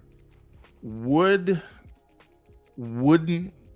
government be looking into that anyway? Well, right? Yeah, so, yeah. And I say this to say, Microsoft gave an 18-month time horizon on this deal, right? And it's looking you like don't give right. an 18-month time horizon if you did not expect phase 2 investigations all around the world. The smoke, you would be like 6 months. They knew that this would happen, whether Sony was the complainant or the government just complained themselves for knowing nothing. I think Sony just fed them the talking points they already wanted to hear, and this was already going to be looked in. I just think people have been talking like they have this expectation, like an antitrust investigation is going to be opened against Sony after this, and I don't think that's the case. I think they've hurt themselves in the negotiations for what they will be able to squeeze out of Microsoft post closing of the transaction, and I think they've hurt themselves for if they want to purchase a large publisher, just because their words can be used against them. But other than that, you don't think about those documents that still have to be delivered, and I means nothing. I don't think that's going to amount to anything. I think it'll help. I don't even know if that's going to go to trial, because I think the deal will close before they go to trial. And even if it's out there, I don't think that the current FTC is going to take those documents and say we want to build a case around these. I think they're really focused on the big tech of the $2 trillion companies, and $100 billion company seems to be within the purview of things that they don't care about. So what you're saying is, by the very nature of the size of Microsoft, even if the regulatory bodies have smoking guns on the smaller companies, they will choose not to use them because they'll have. I don't think they care. Don't think they care. Interesting. Okay. What about you, Ham? What do you think? Like we still have the idea that there are these documents that still have to be brought in, right? Sony had to deliver documentation about their previous dealings, right? Everborn is under the impression that if this deal closes before those documents are delivered, it won't mean much, right? It won't mean much. It'll just kind of exit stage left and be quiet. While others have thought that, hey, if there's some shadiness back and forth in there, that could open the door to a lot more scrutiny because you're now giving them all the bullets they need to bury you. What are your thoughts? Yeah, so if the deal closes, I kind of agree with Everborn that it'll just kind of be water under the bridge, because I think this is more or less Xbox just kind of doing maybe the like this is that moment in Mortal Kombat where it's just like finish him, And he's just sitting there like this, and they dangle the fatality right in front of their face, and they say, I will let you fall right now, and I won't do nothing to you, and it'll just be the end of the match. Or if you keep pushing, I'm gonna do this fatality, rip off your rip out your side. I might take it a step further and go brutality. Yeah, that's right. Right? That's right. Yeah. This will not be a friendship. This is not trilogy. But yeah, that's I guess my short way to put it. So all right, we'll keep it short because we're already around 3 hours in, and I don't want to belabor the point too much longer. Before we step off of this topic though, Everborn, I'm not sure if you're there. I think you are. I want to hear you give me your take because we weren't here last week, right? And we obviously the big story of the last week was that the regulatory bodies basically came in and said, nah, none of this is a concern. And now cloud is the one we're looking at, right? Give me now they're looking at for cloud. now, yes. Give me your top of the line thoughts on that. Obviously, the big heavy hitters. We're talking CMA, or let me keep it to the countries. We're talking UK and EU. Both are saying, nah, those are no longer a factor of concern. They've done all the research. Microsoft has updated their numbers and are looking at it now. And because of the additional information that was provided by Microsoft, they are now not seeing that the console game market rises to the level of concerns that even require any remedies, right? They talked about some rigmarole about we don't see Microsoft wanting to take the hit on pricing, so they're not gonna foreclose on their rivals, meaning they're not gonna keep it off of PlayStation. But even partial foreclosure, meaning delayed or missing content or something like that, all that is fair game, right? Where do you, sir, see this going next? So the good news is they still expect their decision by April 26th. And I just want to shout out to all the people that said the CMA never changes their mind. Stop it. And we I see what you're doing. That's not cool. That's not cool. I want to shout out to the other people. He did that with the most monotone face, like no one would notice. I want to shout out to the other people that said that Cat never rules against the CMA because we saw what just happened with the Apple. He reiterated. So again, we are in unprecedented territory, and the smoking gun was in Microsoft's response to the remedies, where they said the CMA's entire quantitative analysis is based on faulty math, which is comparing 1 year to 5 years. That was the smoking gun, and certain people called it out. Sunny Sage called it out, and they called him a madman. And he said that before this news came out. And it turns out the CMA had no choice but to agree. Why? Because this will also be reviewed by CAT, and there are appeals processes, and they have to have their stuff right. Now, they've also completely sidestepped the idea of regulatory capture, that they're just doing Sony's bidding. Now, that being said, we're not out of the woods yet.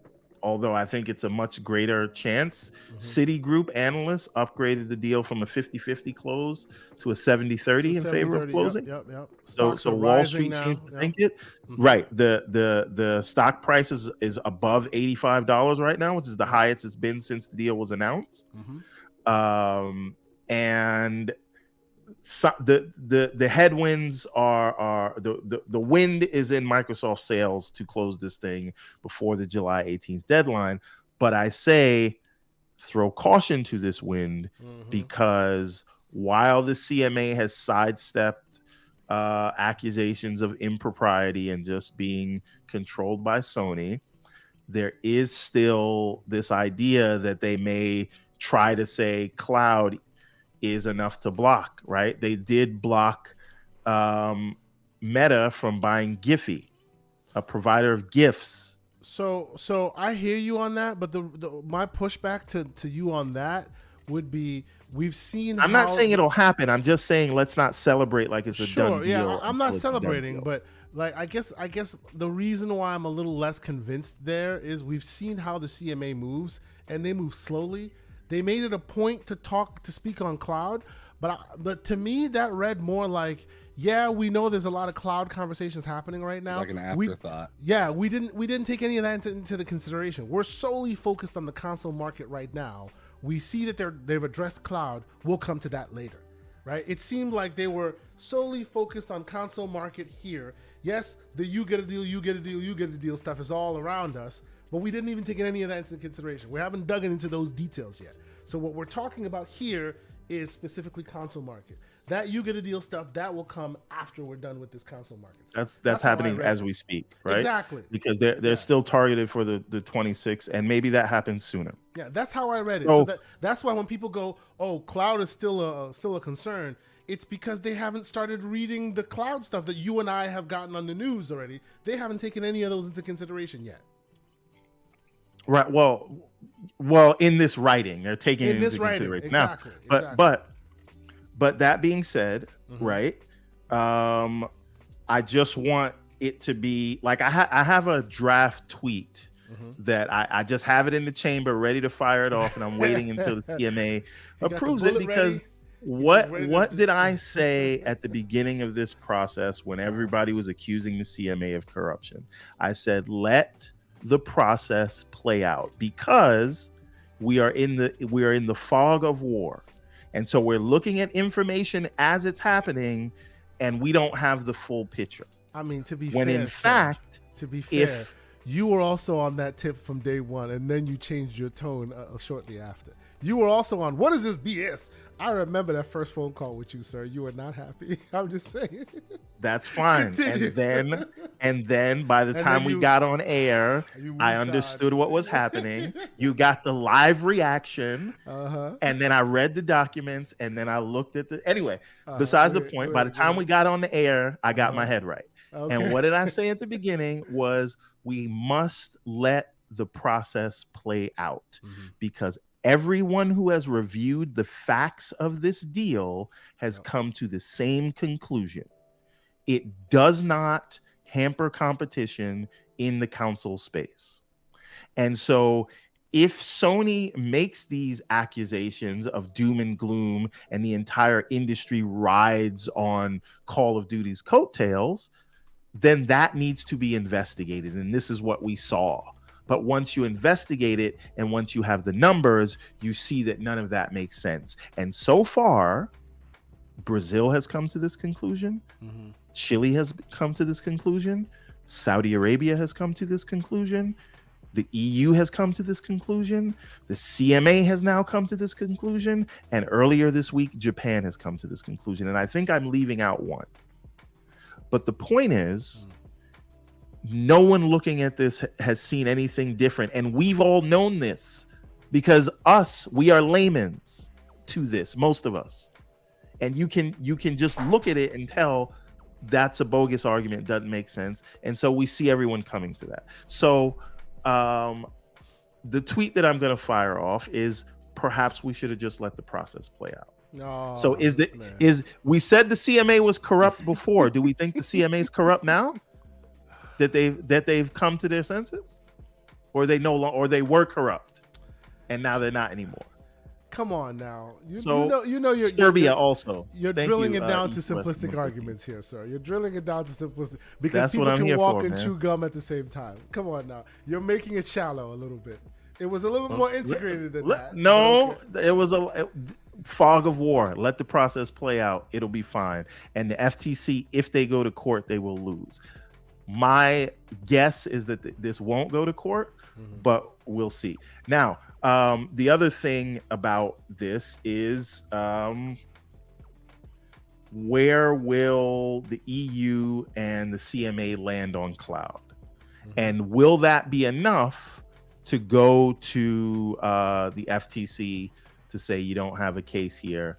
And we should, I don't know if you have this here, but the FTC seems very bullish on going to court, but that could also be a bluff tactic to get what they want. In the same way that Microsoft threatened to close over them, the CMA could be threatening to litigate, and that's just how you get people to the negotiation table. Right? Now, and a lot of people worrying about the FTC, I would say to you, it's not up. You can feel however you want about Lena Khan. It's not up to her. True. It's not up to the FTC. It's up to Judge Chappell right now.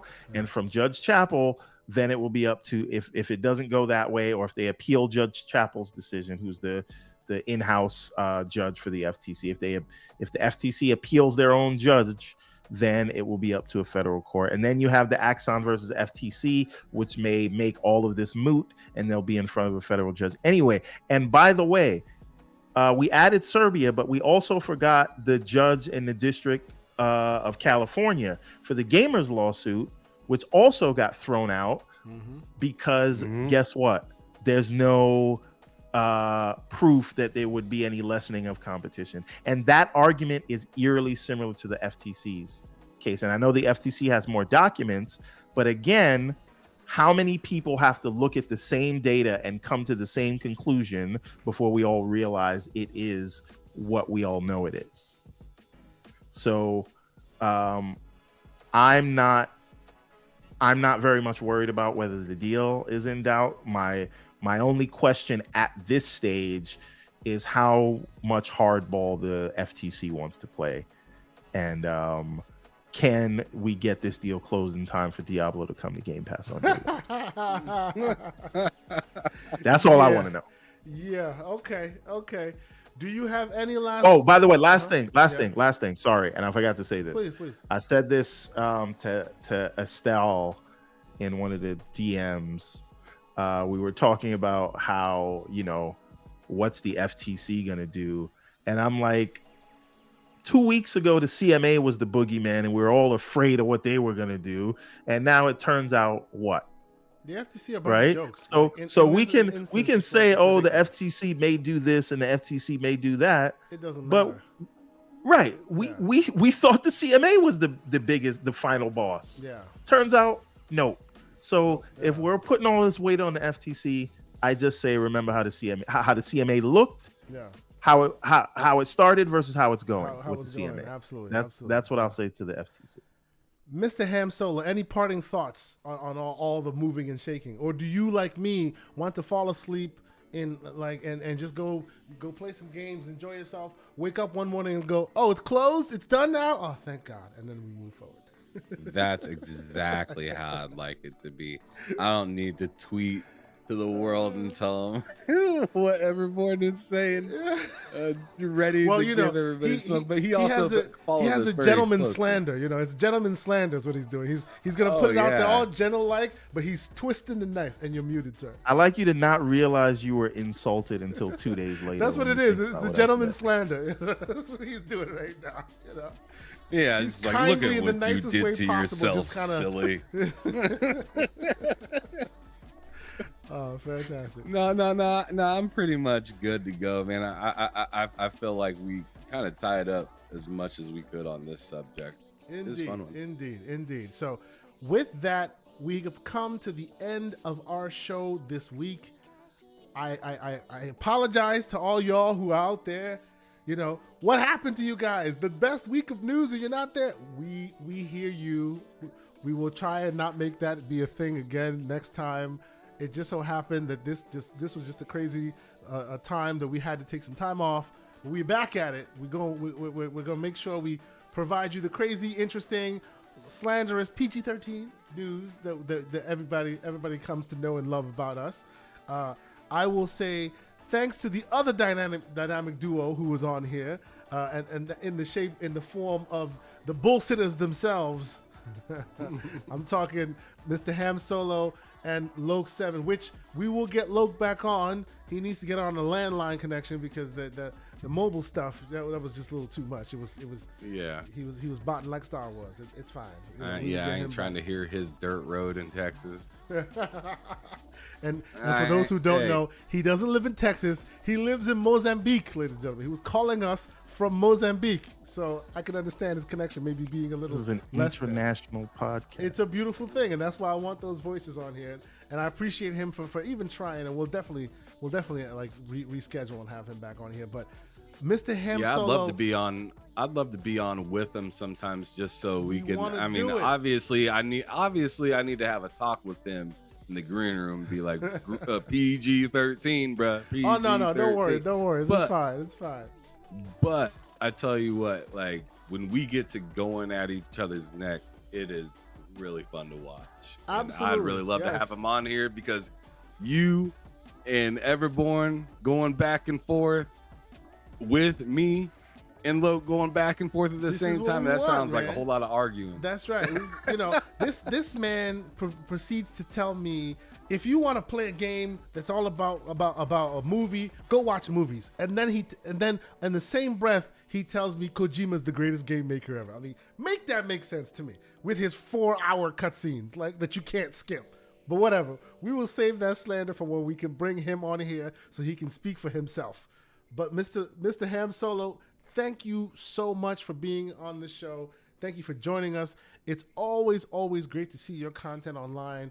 More people should be checking out your stuff. I hope people do that. I hope y'all take this opportunity. When it comes up, I will, when we put the show notes up and everything, I'll make sure to list all their information in there. I want you to go check them out. I want you to subscribe to their channel. I need to see more people in their chats when they do their amazing shows during the day, because I'm always in that chat and there's always like 20, 30 people. And I'm like, come on, there need to be hundreds of people in this show because it's really, really good, well thought out. Loke 7 does a lot of good research before we even get the show started. He comes with it. So please go check them out. And Quiz I time appreciate at you the for end being is here. vicious. Oh, that dude is an evil man when it comes to quiz time.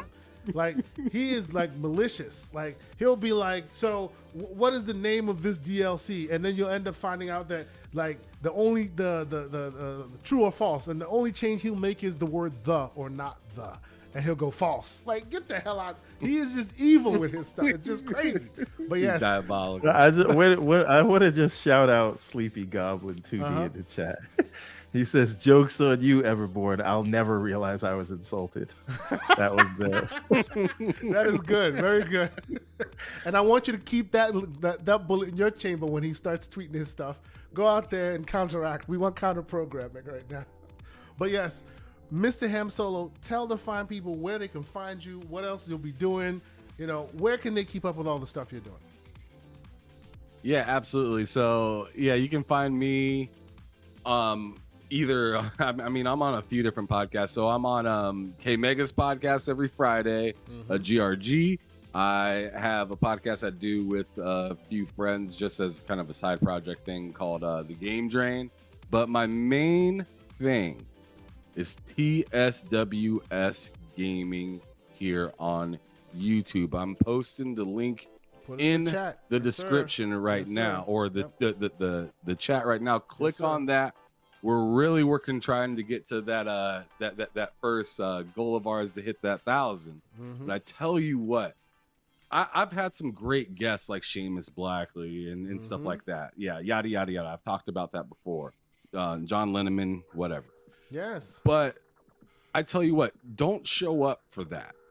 Don't show up for that kind of stuff. Show up because I tell you what, every week, Tuesday through Friday, I'm out there busting my butt trying to give everybody some good content, fun content, something that you can have a good time to watch, whether you're at work, at home or just, listening while playing That's how video I games or consume your whatever. content, sir. I'm here working, listening to this man just going off, and it's always fun, always very, very entertaining.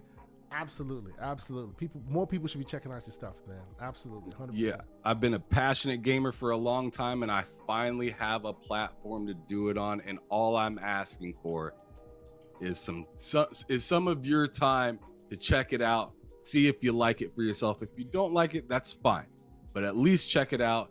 Never hurts to hit the subscribe button. It's absolutely free. I'm outside, y'all. Thank you guys for having me today.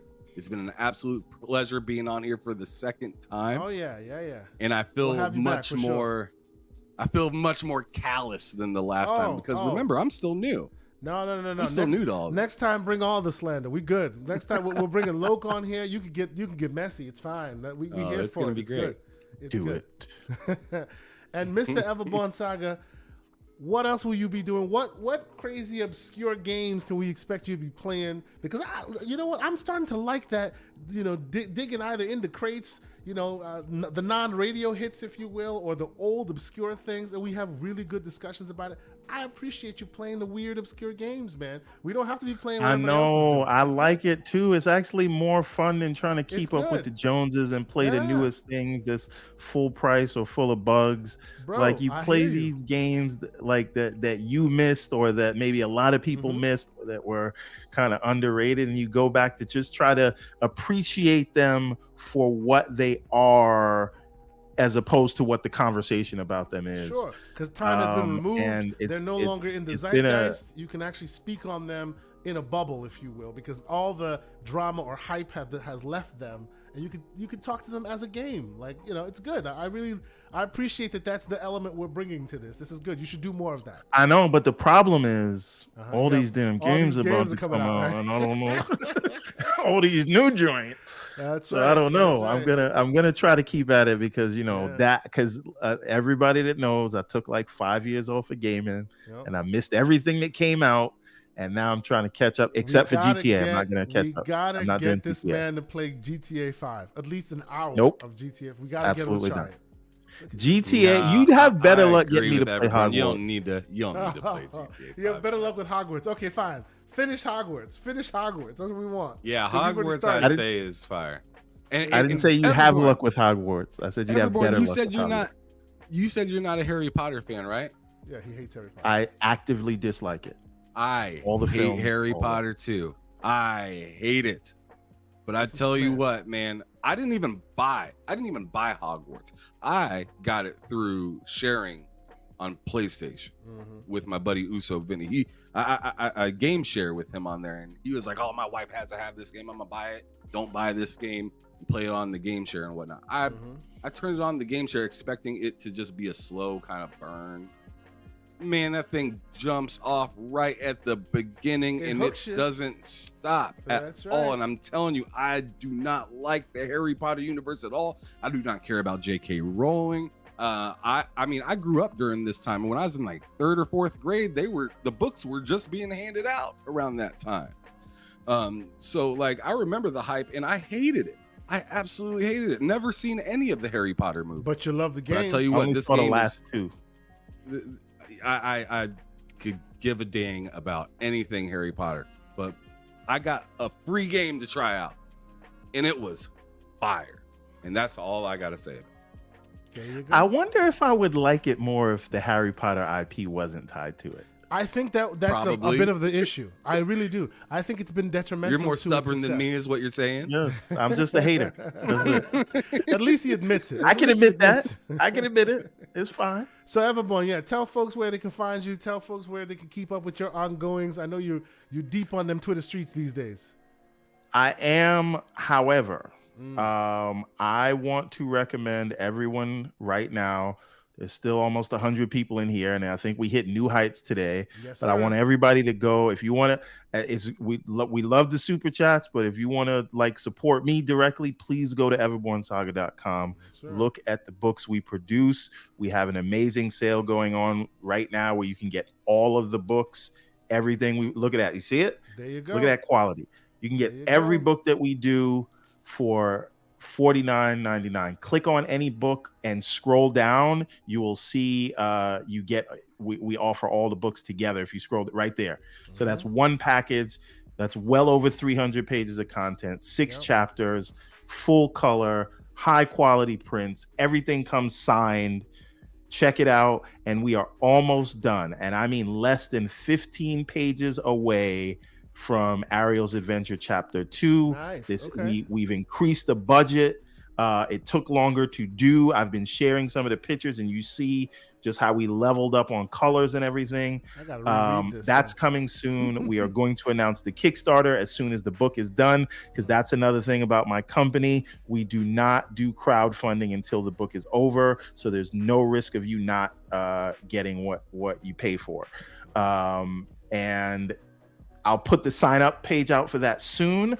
And once the book is done, we will go live, and the Kickstarters are really just to cover like printing and distribution costs. So, but the book will be done, and that's why you haven't seen the new campaign. Maybe we could do some giveaways. Maybe we could do some fun stuff to coincide with the new book coming out. You know, get more folks involved as far as getting people caught up. Let's talk about that in the DMs. But we should do some interesting things surrounding the new Kickstarter coming out. I think that'd be fun. But no, I appreciate you. You're always coming out, bringing the heat whenever we do these shows. But for my man, Mr. Everborn Saga. Shoes. The heat, the smoke, and the shoes. Give the heat, the smoke, and the shoes. That's what it is. That's a shirt. Heat, smoke, and shoes. For Mr. Everborn Saga, for Ham Solo, and the bot man himself, Mr. Loke7, I will say thank you guys so much for being here. Have a great weekend. I'm sure there's still a lot more to be watched. Oh, catch myself and Ham Solo and the man Infinite Umbra in the Dragon's Den. We will be there in a couple of hours. So I'm about to go relax, maybe play some games, and then you'll catch me back on these podcasting streets this weekend. I'm going to be busy. But until then, have a great weekend, and we'll talk soon. Peace.